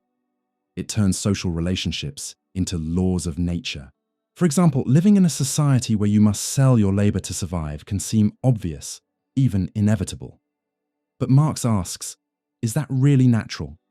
Or is it the result of a specific mode of production with specific interests behind it? When that question is silenced, ideology is doing its job. Ideology is like glasses you don't know you're wearing. It doesn't just distort what you see, it decides what you're even able to see. That's false consciousness. The idea of false consciousness points to a disturbing fact. People often adopt ideas that actually do not serve their own interests, but serve someone else's. It's like someone fiercely defending the very system that exploits them. This doesn't happen because people are dumb or acting in bad faith. It happens because the material structure of society shapes the structure of thought. For Marx, the base of any society is its economic infrastructure, the ways production, distribution, and labor are organized. On top of that base, we get the superstructure, laws, religions, morality, institutions, philosophies, which provide ideological support for that base. But here's the trick. The superstructure doesn't show up saying, "Hi, I'm here to defend certain economic interests." It shows up as universal truth. It makes inequality look natural. It justifies the status quo. It hides contradictions. And the scariest part, it does this almost invisibly. Ideology doesn't work mainly through explicit orders. It colonizes our imagination, our feelings, our common sense. It acts at the deepest level of consciousness. And that's why people trapped in ideology usually don't notice it. Capitalism as a natural ideology. In Capital, Marx takes apart the gears of the capitalist system and shows how it's held up by a series of ideological ideas that look neutral but aren't. One of them is the notion of the free market. We're told that workers and employers enter into a voluntary contract where both sides win. But Marx shows that this freedom is fake. The worker has no real choice but to sell their labor, or starve. Another is the idea of the fair wage. The worker gets paid, it looks just. But Marx reveals that the capitalist's real profit comes from surplus value, the difference between the value the worker produces and what they're paid. That exploitation is disguised by the language of merit, efficiency, and productivity. All of this looks natural. It may even look fair. But that sense of naturalness is the product of ideology. Economic relations appear as relations between things, not between people. Commodity fetishism hides exploitation. And this isn't just about the 19th century. It applies even more today. We live in a world where ideology has become more sophisticated. It seeps into advertising, social media, self-help talk, and the language of individual freedom. The that ignores collective structures. The promise that you can achieve anything if you really want it hides the fact that not everyone starts from the same place. Ideology and subjectivity. Ideology doesn't just support structures, it produces people. It shapes how people see themselves. The worker who is proud to sacrifice himself without ever questioning. The woman who blames herself for not reaching an impossible standard. The young person who feels like a failure for not succeeding in a world that demands constant performance. All of this is ideology at work. It creates individuals who internalize social rules as if they were their own. It is a prison without bars, where the prisoner believes they are free. Is there a way out?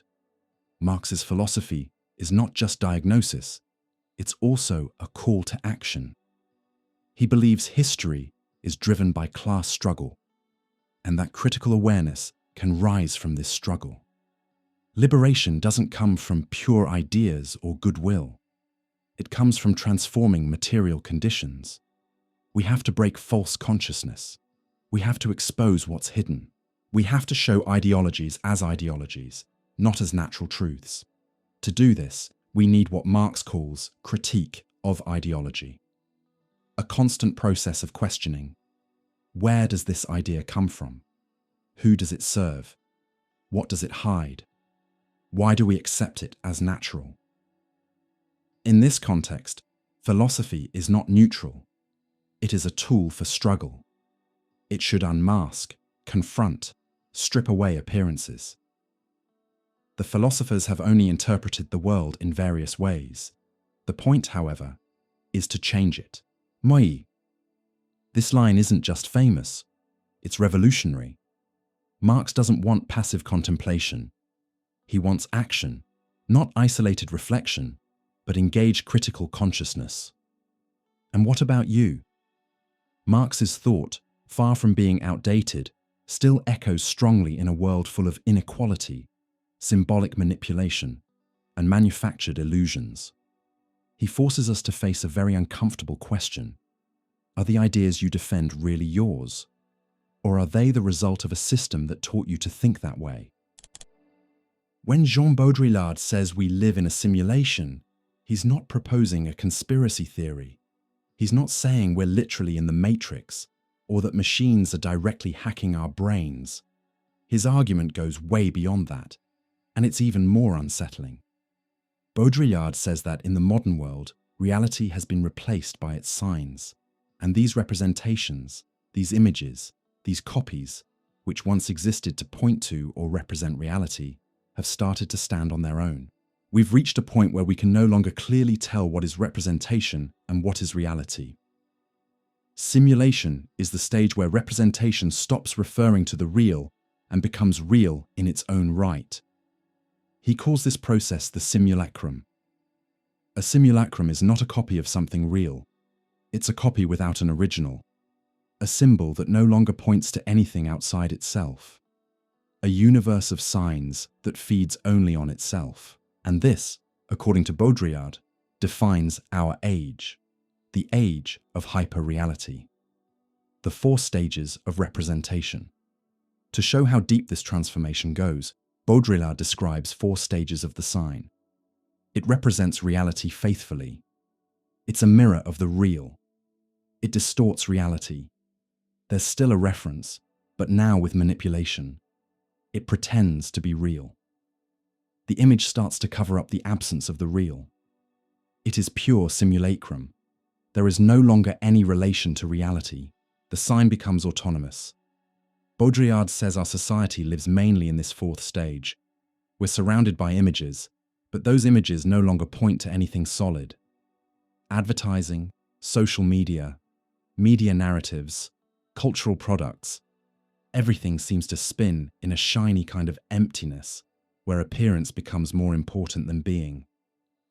We no longer live in a society of the spectacle. We live in a society of simulation.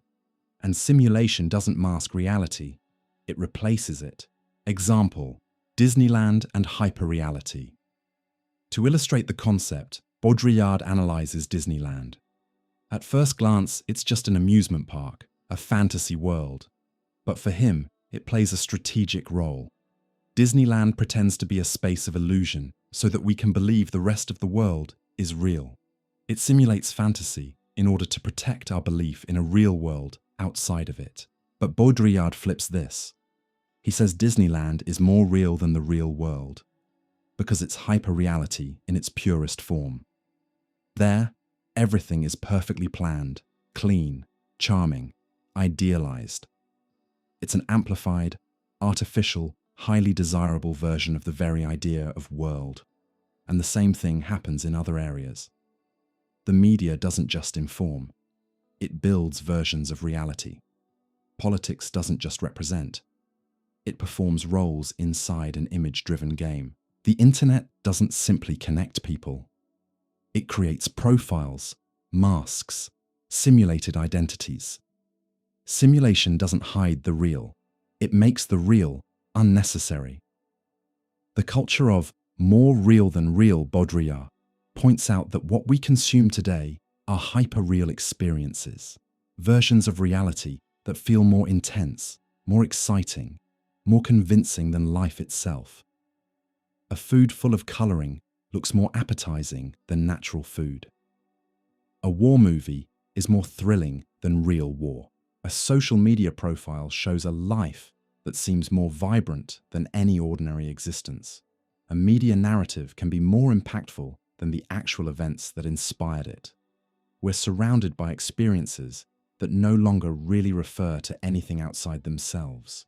And the scariest part, we're satisfied with that. Simulation is no longer seen as a lie.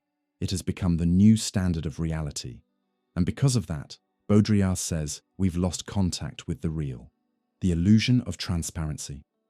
One symptom of this hyperreality is our obsession with transparency.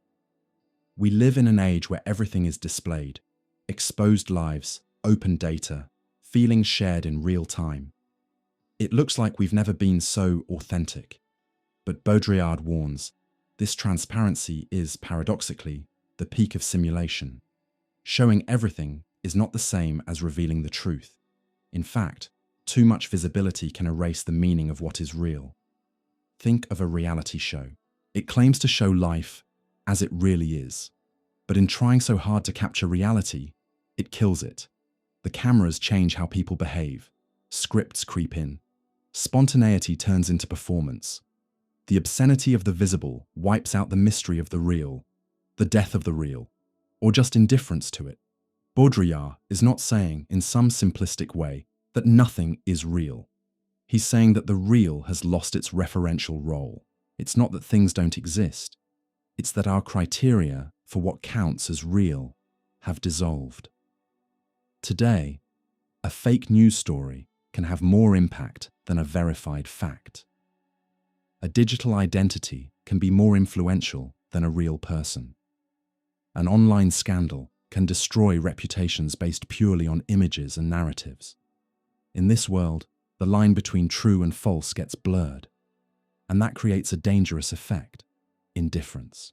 When everything is image, and every image has the same weight, we lose our sense of what matters.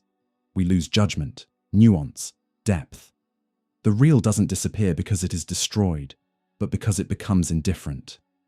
Baudrillard and the early vision of the digital age. Even though he wrote before the explosion of the internet and social media, Baudrillard predicted with shocking accuracy the kind of society we live in now. Social networks are the perfect environment for hyperreality. People turned into personal brands, lives carefully edited to look spontaneous, emotions performed for an audience, truth turned into an algorithm. Reality has become content. We live in the age of self-simulation. We simulate ourselves, for others, and for ourselves. And what's surprising is that this often doesn't bother us. We frequently feel more comfortable in the simulation than in reality, because the simulation is controllable, polished, curated. Reality is messy, ambiguous, painful. So we choose the filter over the skin. Is there a way out? Baudrillard doesn't offer comfort. His philosophy is, in many ways, tragic. He doesn't propose a cure for the simulacrum, because there is no going back to some pure, untouched reality waiting for us behind the screen. The point of criticism, for him, is not to restore the real, but to wake up to our simulated condition.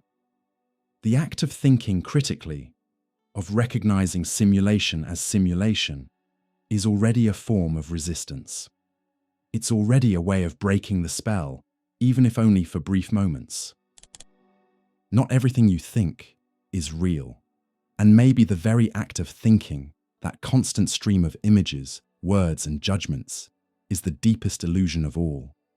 At the heart of Zen Buddhism, especially in the teachings of the Japanese master Eihai Dogen, 13th century, there's a radical and unsettling statement. Thinking is not thinking. What does that mean? It means that what we usually call thinking, the inner talk, the ideas, the analysis, is not true thinking. Because true thinking, for Zen, is not separate from direct, silent, living experience of the present moment.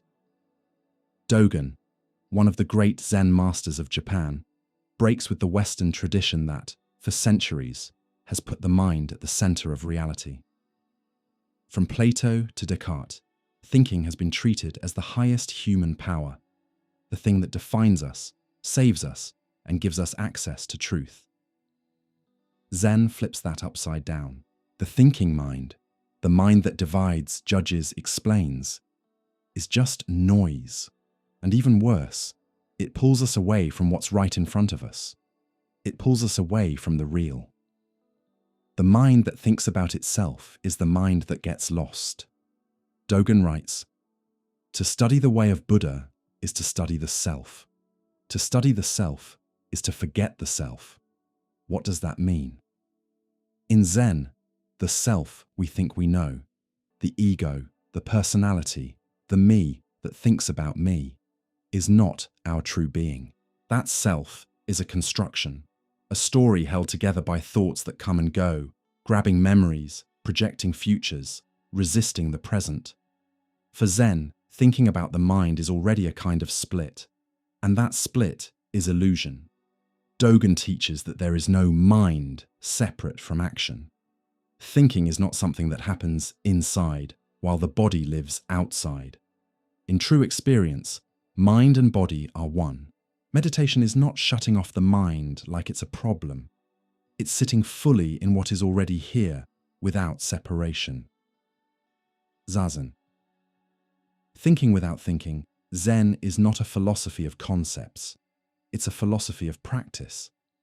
Its main form of meditation is zazen, sitting meditation. But it's not a technique to relax or clear your head. Zazen is the very expression of awakening. It's a radical act, sitting without trying to get anything. During Zazen, you don't try to control your thoughts, you don't chase them, and you don't fight them. They come and go, and you learn not to identify with any of them. You just sit, you just breathe, you just are.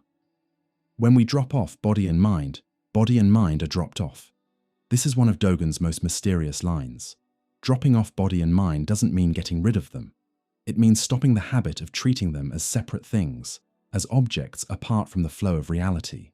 In Zazen, thoughts dissolve like clouds passing through the sky. You are not the thought. You are not the cloud. You are the sky. Language can't reach the real Zen tradition is full of paradoxes, koans, unexpected gestures, and silence. Many masters didn't answer with explanations, but with a shout, a strike of the staff, or simple silence. Why? Because language is limited. It cuts, separates, defines. And when it does that, it's no longer the real.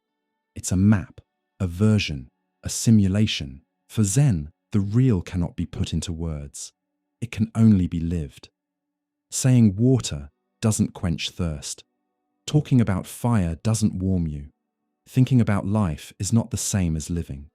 And thinking about the mind is not the true mind. Dogen doesn't reject words. He wrote hundreds of pages. But he insists words only have real value when they come from direct experience. Otherwise, they're just noise pretending to be wisdom. The self as illusion. Another key point in Zen, and in all of Buddhism, is the idea that the self has no fixed, independent existence. What we call I is just a stream of connected experiences with no solid center. Thoughts, emotions, memories, everything flows, changes, disappears. If you really watch closely, you'll see there's nothing in you that stays exactly the same from one moment to the next. So what is this I that thinks? The mind that seeks Buddha is itself Buddha, but if we grab it, it's already nothing. The thinking mind wants to grab the self, define it, pin it down. But the moment it tries to capture it, it loses it. Because reality is flow. It is emptiness. It is impermanence. The mind that believes it owns thought is just a reflection, an illusion kept alive by our attachment to language and explanation. Taking apart our faith in reason, Zen is deeply suspicious of the reasoning mind. Not because it's useless, but because it's limited. It's great for solving practical problems, but it can't touch the mystery of existence. That's why, in Zen, the goal is not more explanation, it's more experience. You don't talk about the path, you walk it. Dogen teaches that awakening is not in the future, not in theories, not in special states of consciousness. It's in the simple and radical act of being fully present. Washing dishes, walking, breathing, eating. If done with total attention, that is awakened practice. Thinking about it is already being half a step away. The way is not found far from yourself. The way is right under your feet. Silence as wisdom. Unlike many Western philosophies that worship argument, explanation, and debate, Zen honors silence.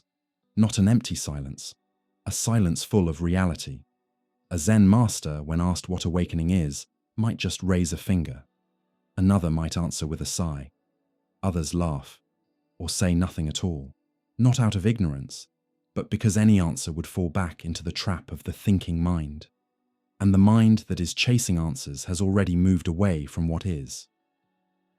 Living without clinging. The lesson of Zen, especially in Dogen, is not to treat thinking as the enemy. It's to stop clinging to thinking as if it were the only way to wisdom. The thinking mind wants to control, label, understand. But there are parts of life that cannot be controlled. They can only be lived with openness, presence, and acceptance. The mind that thinks it thinks is just a shadow. The true mind is the flow of existence without attachment. Now pause for a moment. Breathe.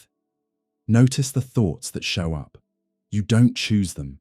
They appear, disappear, come back. And still, you are here. Who is thinking? Who is watching the thought? If you stop naming everything, what's left? In a time when everyone wants to be right, the figure of Socrates forces us to take a step back. He didn't show up shouting truths. He didn't impose himself as a master.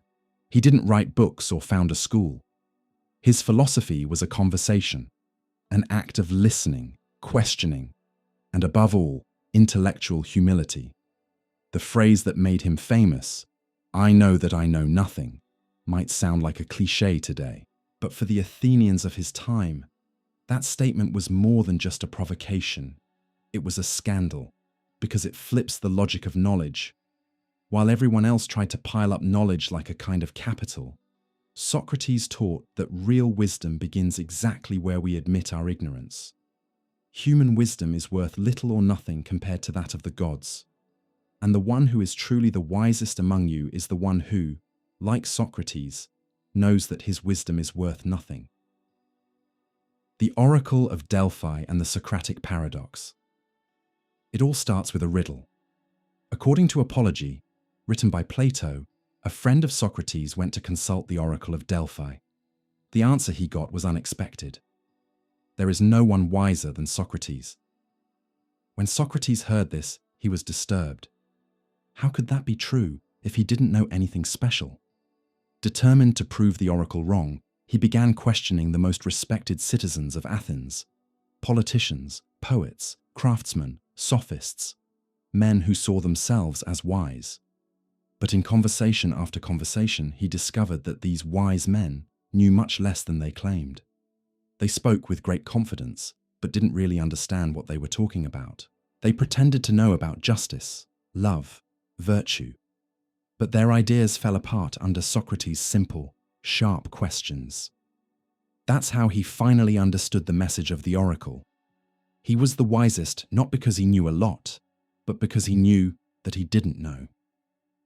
The awareness of his own ignorance made him more clear-headed than those who believed they knew everything. This is the heart of the Socratic paradox. Admitting ignorance is not a failure. It's the first step toward wisdom. Knowledge and pretension, his criticism of the sophists. In Athens in the 5th century BCE, sophists were everywhere. Masters of rhetoric, experts in argument, teaching people how to win debates and impress crowds. They were the influencers of their time. Socrates, however, viewed this kind of knowledge with deep suspicion. For him, the sophists weren't looking for truth. They were looking to persuade. And that made them dangerous, because they gave ignorance the appearance of knowledge. They think they know what they do not know. This, for Socrates, is the worst kind of ignorance, the kind that doesn't recognize itself. It's the arrogant kind of knowing that refuses to be questioned, that can't tolerate a simple, "I don't know." Against this fake certainty, Socrates offers doubt as a method. He doesn't teach answers. He asks questions. He doesn't deliver content. He provokes reflection. And by doing that, he invites the other person to look inward, strip away their certainties, and confront their own contradictions. The method of meutics, helping ideas be born, not imposing doctrines. Socrates compared his role to that of a midwife, someone who helps others give birth to their own ideas. This method is called meutics, and it's the core of his practice. He believed that truth can't simply be poured into someone from the outside. It has to come from the person themselves, through the effort of thinking, listening, and doubting. And above all, through accepting that to truly know something deeply, you need humility. That's why, even when he dismantled arguments with his sharp irony, Socrates rarely offered a final answer. His goal wasn't to win. It was to awaken the philosophical spirit, the drive to question everything, including and especially yourself. The unexamined life is not worth living. This is one of Socrates' most famous lines, and maybe his most radical one, because it suggests that to live without reflection, without searching for what is just, true, and essential, is like living in the dark. It's existing on autopilot, guided by habits, inherited opinions, and unexamined beliefs. And here, Socrates isn't just talking about theoretical knowledge. He's talking about ethics, courage, and authenticity. Ignorance is human. Pretending to know is vanity. I know that I know nothing is not a statement of despair or nihilism. It's an act of intellectual honesty and also of liberation.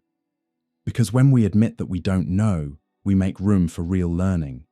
We stop defending truths blindly. We start listening, investigating, changing our minds.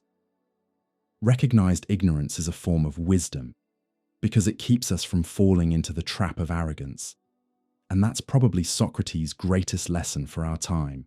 We live in an age where everyone has an opinion about everything, where doubt is seen as weakness, where certainty is often confused with authority.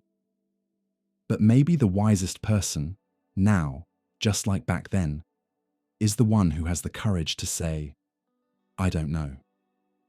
The courage to be ignorant. In public, Socrates paid a high price for this posture. He was accused of corrupting the youth and disrespecting the gods of the city. But what he really threatened was the pride of the powerful and the illusion of the crowd. By questioning everything, he exposed the ignorance hiding behind public speeches. He showed that many laws, values, and beliefs were not based on wisdom, but on habit, interest, or fear. And even when he was sentenced to death, Socrates did not back down. He preferred to die true to his conscience than live by denying what he believed. I am more afraid of committing an injustice than of suffering one. This is the picture of a truly free soul, someone who does not fear ignorance, but arrogance, someone who doesn't hide behind certainty, but exposes themselves in the search. Wisdom begins with humility. Socratic philosophy, even after more than 2,000 years, is still alive. Not because it gives us final answers, but because it teaches us how to ask better questions. In a world overflowing with opinions, quick fixes, and instant experts, Socrates invites us to slow down, doubt, and listen. He reminds us that thinking takes courage, that wisdom is not about collecting information, it's about learning to discern, and that the truly wise person is the one who never stops learning. You never asked to be born. You never chose the language you speak, the body you have, or the historical moment you live in. You just showed up here in a world that was already moving, full of rules, structures, values, and expectations. And that's one of the most unsettling truths in the philosophy of Martin Heidegger. In his monumental work, Being and Time, Sein und Zeit, 1927, he rips us away from any metaphysical comfort and forces us to look straight at the raw condition of existence. We are thrown, Geworfenheit, into a world we didn't ask for, don't fully understand, and that doesn't give us any final certainty. Human life, for Heidegger, doesn't come with an instruction manual, and more than that, the biggest problem of philosophy, and of humanity itself, is that we've forgotten the most fundamental question of all. What does it mean to be? Heidegger opens Being and Time with a bold criticism. Philosophy, from Plato up to the 20th century, failed because it ignored the essential question, the meaning of being. We talk about being human, being happy, being free, but we rarely stop to ask, what is being really? What does it mean to exist? According to him, this neglect has serious consequences. We live as if being were something obvious, without noticing that this supposed obviousness is exactly what blinds us. Being is the background of everything we are, and precisely because of that, it goes unnoticed. Heidegger calls this the forgetfulness of being, Seinsvergessenheit, and it's from inside this forgetfulness that we build philosophical systems that explain the world, but ignore our deepest existential experience, the simple fact that we are here, conscious, thrown into existence. The German word Geworfenheit carries a brutal kind of weight.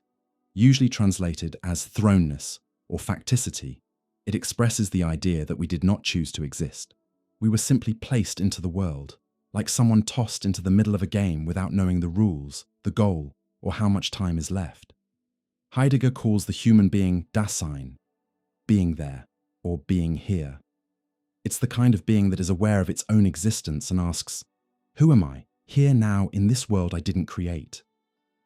The experience of Dasein is not theoretical, it is lived. It's marked by anxiety, finitude, choice, and responsibility. And the first basic fact of this existence is this: you are here, thrown into life. Heidegger breaks with a very old philosophical tradition, the belief that life has some kind of essential, fixed, objective meaning, something given in advance.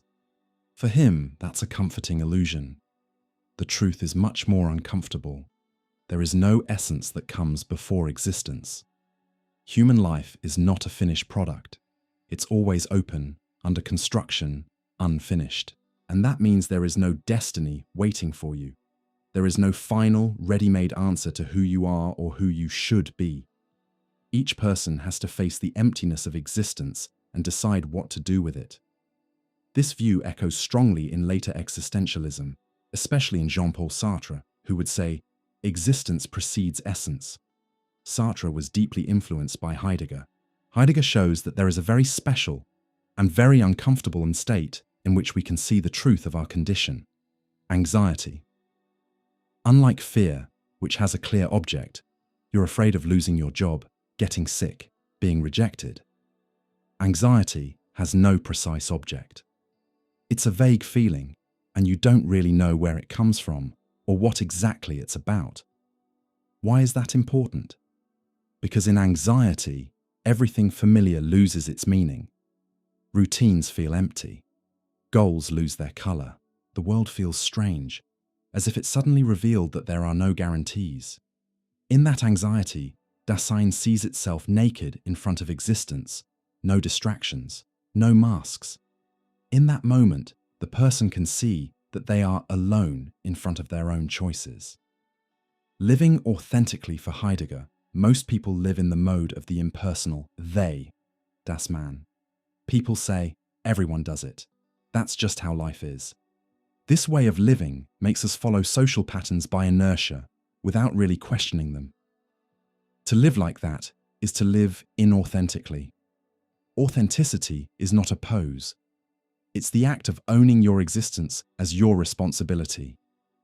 It's facing the fact that we are free, but also limited, finite, and that every choice we make is a statement about who we are. Authenticity, in Heidegger, means accepting the contingency of life without running away from it. It means living with the awareness that we're in a world with no ready-made answers and still choosing to walk our path. One of the most powerful, and probably most uncomfortable, parts of Being and Time is his analysis of death. For Heidegger, death is not just a biological event that happens at the end of life. It's the constant horizon of existence. It puts a limit on our time. It shows that life is finite. And exactly because of that, urgent.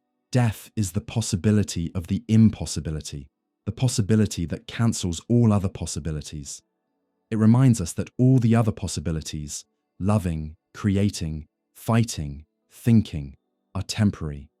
And that reminder forces us to face the question, what am I doing with the time I have? By becoming aware of death, Dasein is pulled out of superficial living and can begin to live more authentically. There is no fixed ground, but there is a path. Heidegger tears down many illusions of Western tradition. The idea of some essential meaning of life, the belief in a total, all-explaining rationality, the notion of an eternal, objective truth standing above existence. But he doesn't just leave us in the void. He shows that even if there is no fixed ground, there is a possible path. And that path is walked in concrete existence, in everyday life, in the real choices we make. Life doesn't come ready-made, but it can be made authentic, inhabited with awareness, and lived with depth. Imagine trying to hold time in your hands. 1 second ago, it was here. Now, it's already a memory. The future, it hasn't arrived yet. The present, the moment you try to grab it, it's gone. St. Augustine, in his Confessions, written in the 4th century AD, gives us one of the deepest and most unsettling reflections in the history of philosophy. What then is time? If no one asks me, I know. If I wish to explain it to someone who asks, I no longer know. B. With this question, Augustine tears away any illusion of philosophical certainty. He isn't trying to define time the way clocks, astronomers, or mathematicians do. He wants to go further, to understand time as it is lived, as it pulses inside us. And what he discovers is that time, the way we usually imagine it, might not really exist. In Confessions, Augustine doesn't write like an academic philosopher. He writes like a man diving into himself, speaking to God, but at the same time strangely speaking to all of us. When he reflects on time, Augustine realizes that the usual idea of past, present, and future falls apart under the slightest critical pressure. The past no longer exists. The future doesn't exist yet. The present is such a thin point that we can barely grasp it. So where is time? For Augustine, time is not in things. It's in the mind. What we call time is really a play of 3 dimensions of the soul. Memory, what remains from the past. Perception, what we experience right now.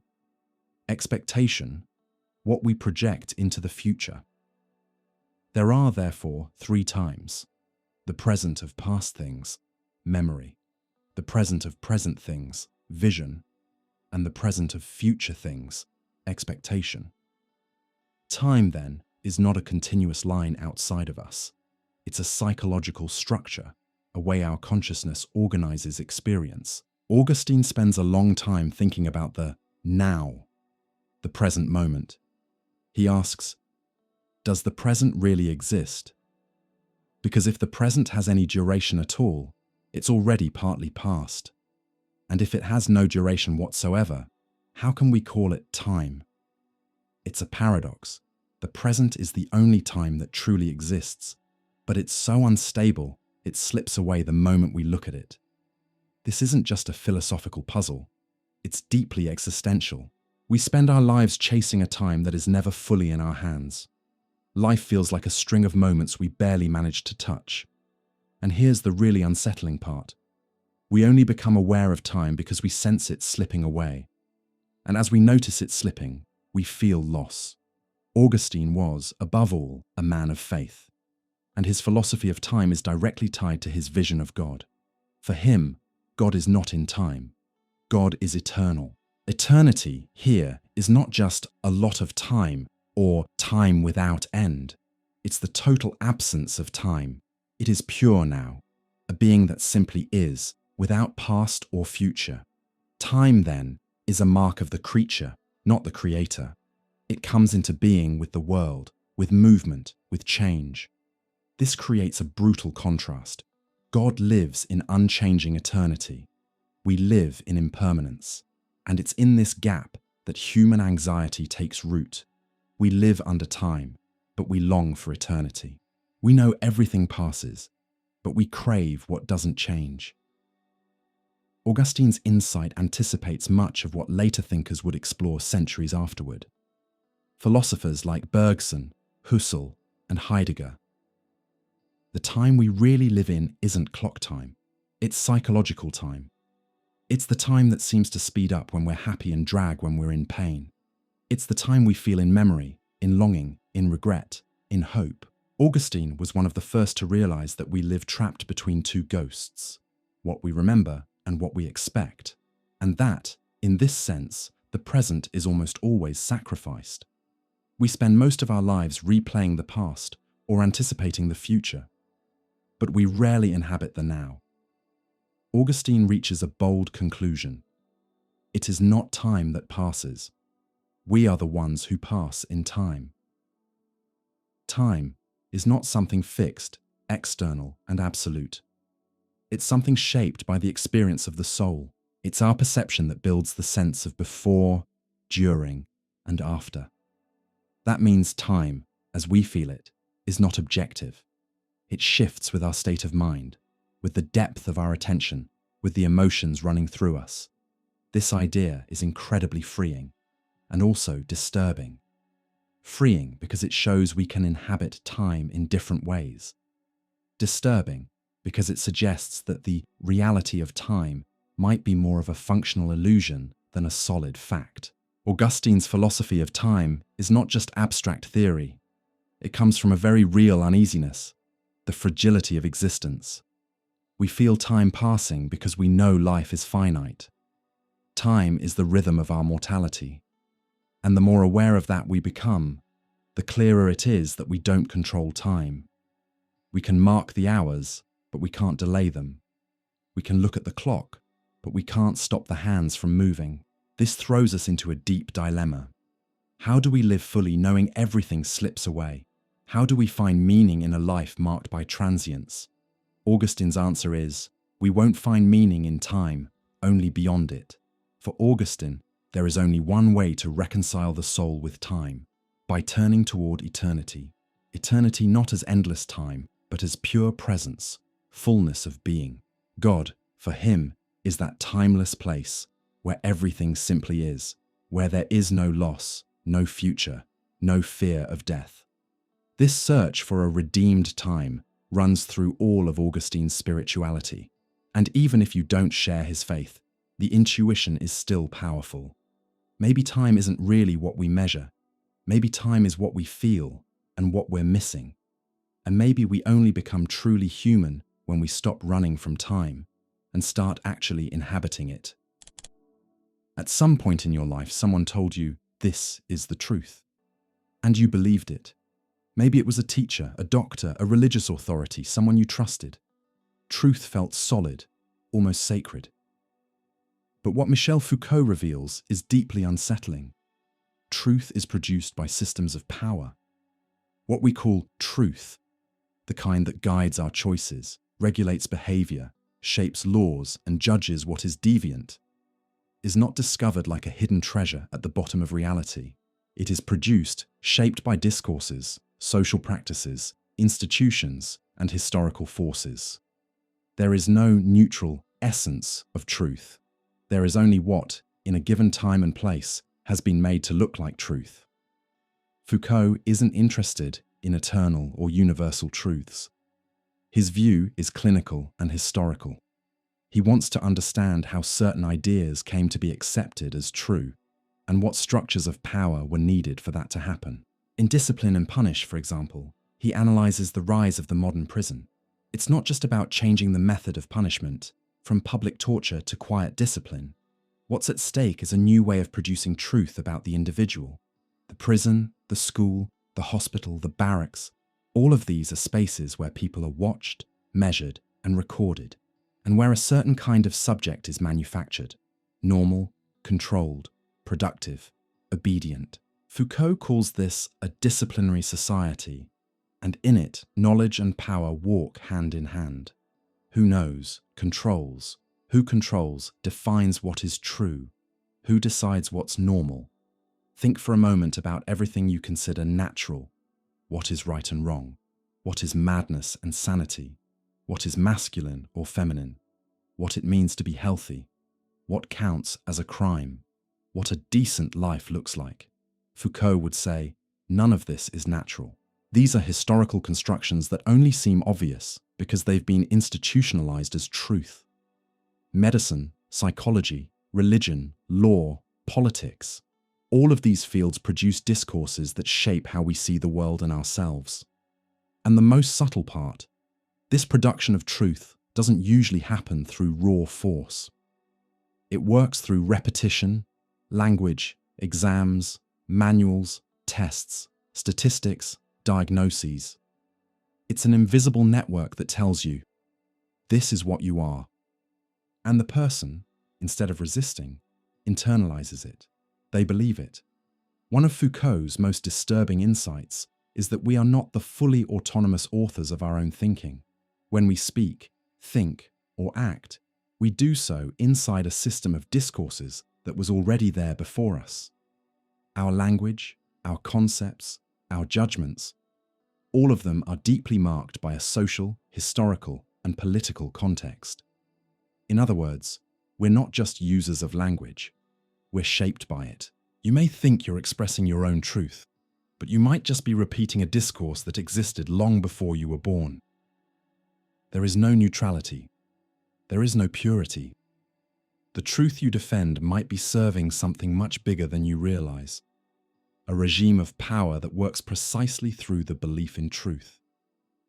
Foucault flips the classic question. Instead of asking, is this true? He asks, who is saying this? With what authority? In what context? And with what effects? Truth is not the end of conflict. It's part of the conflict. It's a construction that excludes, marginalizes, legitimizes, and classifies. When something is declared true, other ways of seeing, feeling, or living are pushed into the realm of error, madness, heresy, or ignorance. That's why Foucault insists, each society has its regime of truth. A regime of truth is the whole set of mechanisms that decides who is allowed to speak with authority, what can be said, how something must be proven, what will be ignored or silenced. And this regime changes over time. What seems unquestionable today may be scandalous tomorrow. Truth, then, is not universal. It's historical. Power that doesn't just repress, it shapes.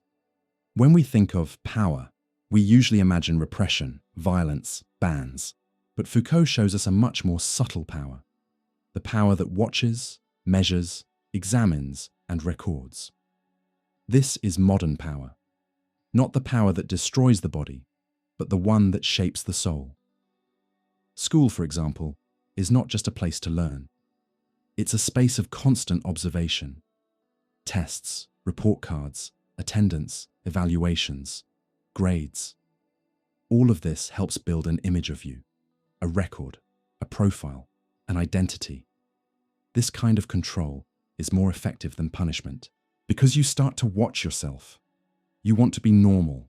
You want to fit in. The truth that defines you also disciplines you, and you don't even notice it. Resist. What do we do with all this? Faced with this view, it's easy to feel discouraged. If everything is constructed, if truth is produced by systems of power, how can we trust anything? Foucault doesn't give us a simple solution.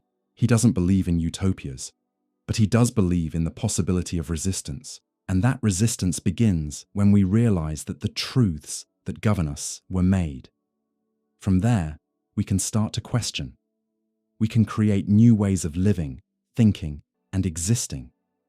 We can open space for other narratives, from the margins, from difference, from those who've been excluded, not to find the final absolute truth, but to free thought from what has been imposed as natural. Have you ever imagined that everything you take as certain, words, ideas, identities, even your self, might actually be resting on something that deep down isn't really there?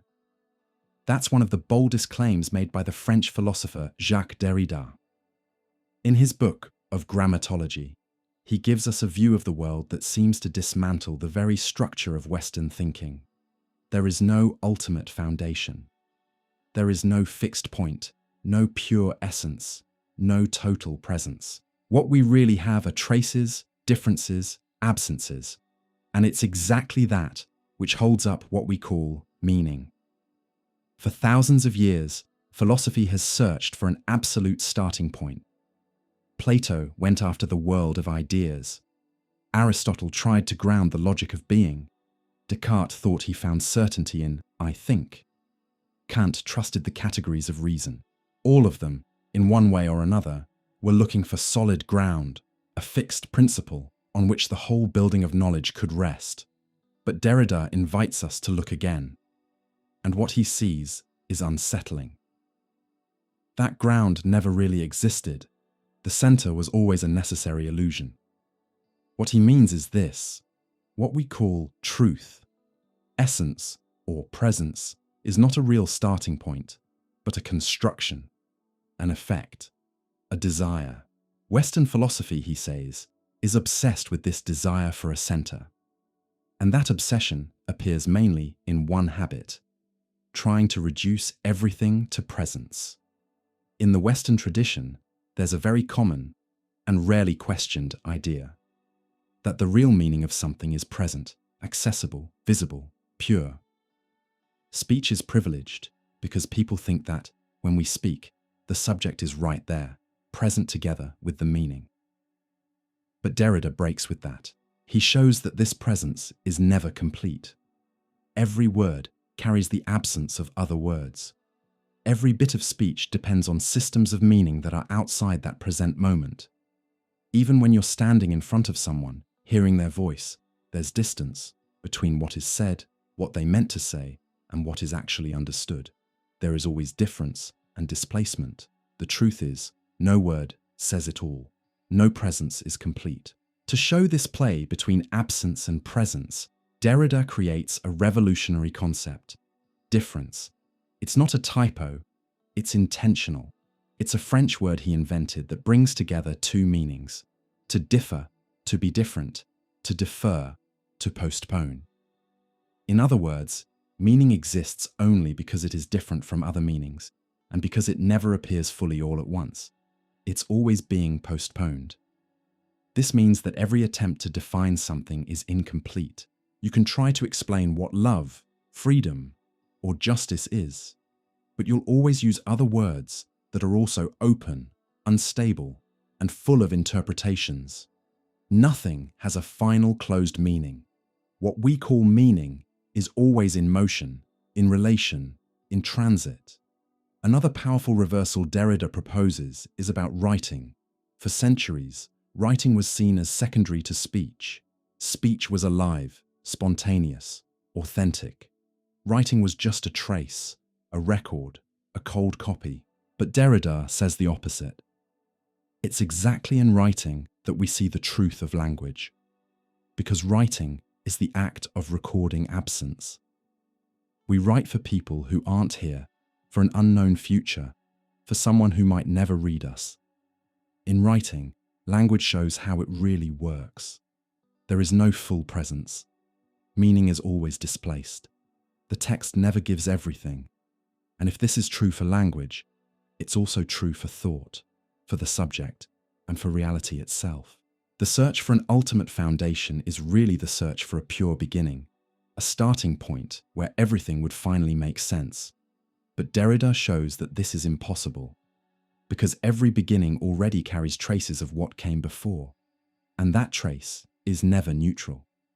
It already comes loaded with language, history, culture, difference.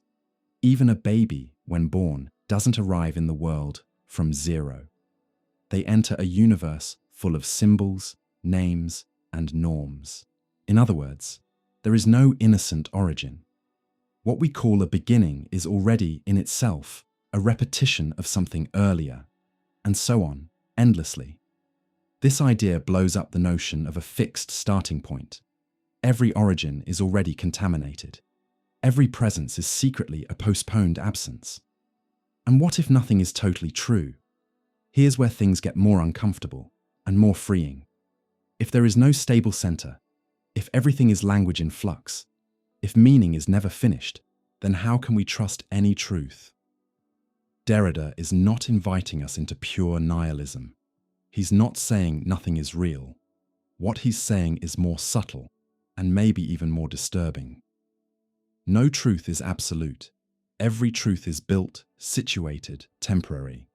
That applies to philosophical, scientific, political, and religious ideas. It applies to everything. That's why Derrida proposes deconstruction, not to destroy ideas, but to reveal their hidden bases, to show what they rest on, and to understand how those supports are fragile, contradictory, historical. To deconstruct is to look bravely at what holds up what you call obvious. Yes, this kind of philosophy can feel uncomfortable. After all, it takes away our ground. But Derrida isn't pushing us into a void. He's freeing us from the prison of certainties. He's showing us that, if there is no ultimate foundation, there are also no fixed limits. That opens space for new readings, new ways of seeing the world, new voices that were once shut out by some supposed original meaning. Where many people see crisis, Derrida sees creation. And if you've made it this far, thank you so much. Diving into these ideas isn't easy. They go against common sense, push you out of your comfort zone, and sometimes break apart certainties that once felt unshakable. But that's the role of philosophy. Not to give us ready-made answers, but to open space for new questions. If this content made you think in a different way, subscribe to the channel right now. That helps us keep creating videos with depth, clarity, and purpose. Hit the like button, because that tells YouTube this content has value. Drop a comment below. Which of these ideas hit you the hardest? Which lesson would you like to see explored in more detail? Your participation makes the discussion richer. Share this video with someone who also loves to think, or someone who needs to be challenged a little. And of course, stick around. There are already other videos on the channel that will expand your view of the world even more. Philosophy doesn't end. It starts again with every new question. See you in the next video.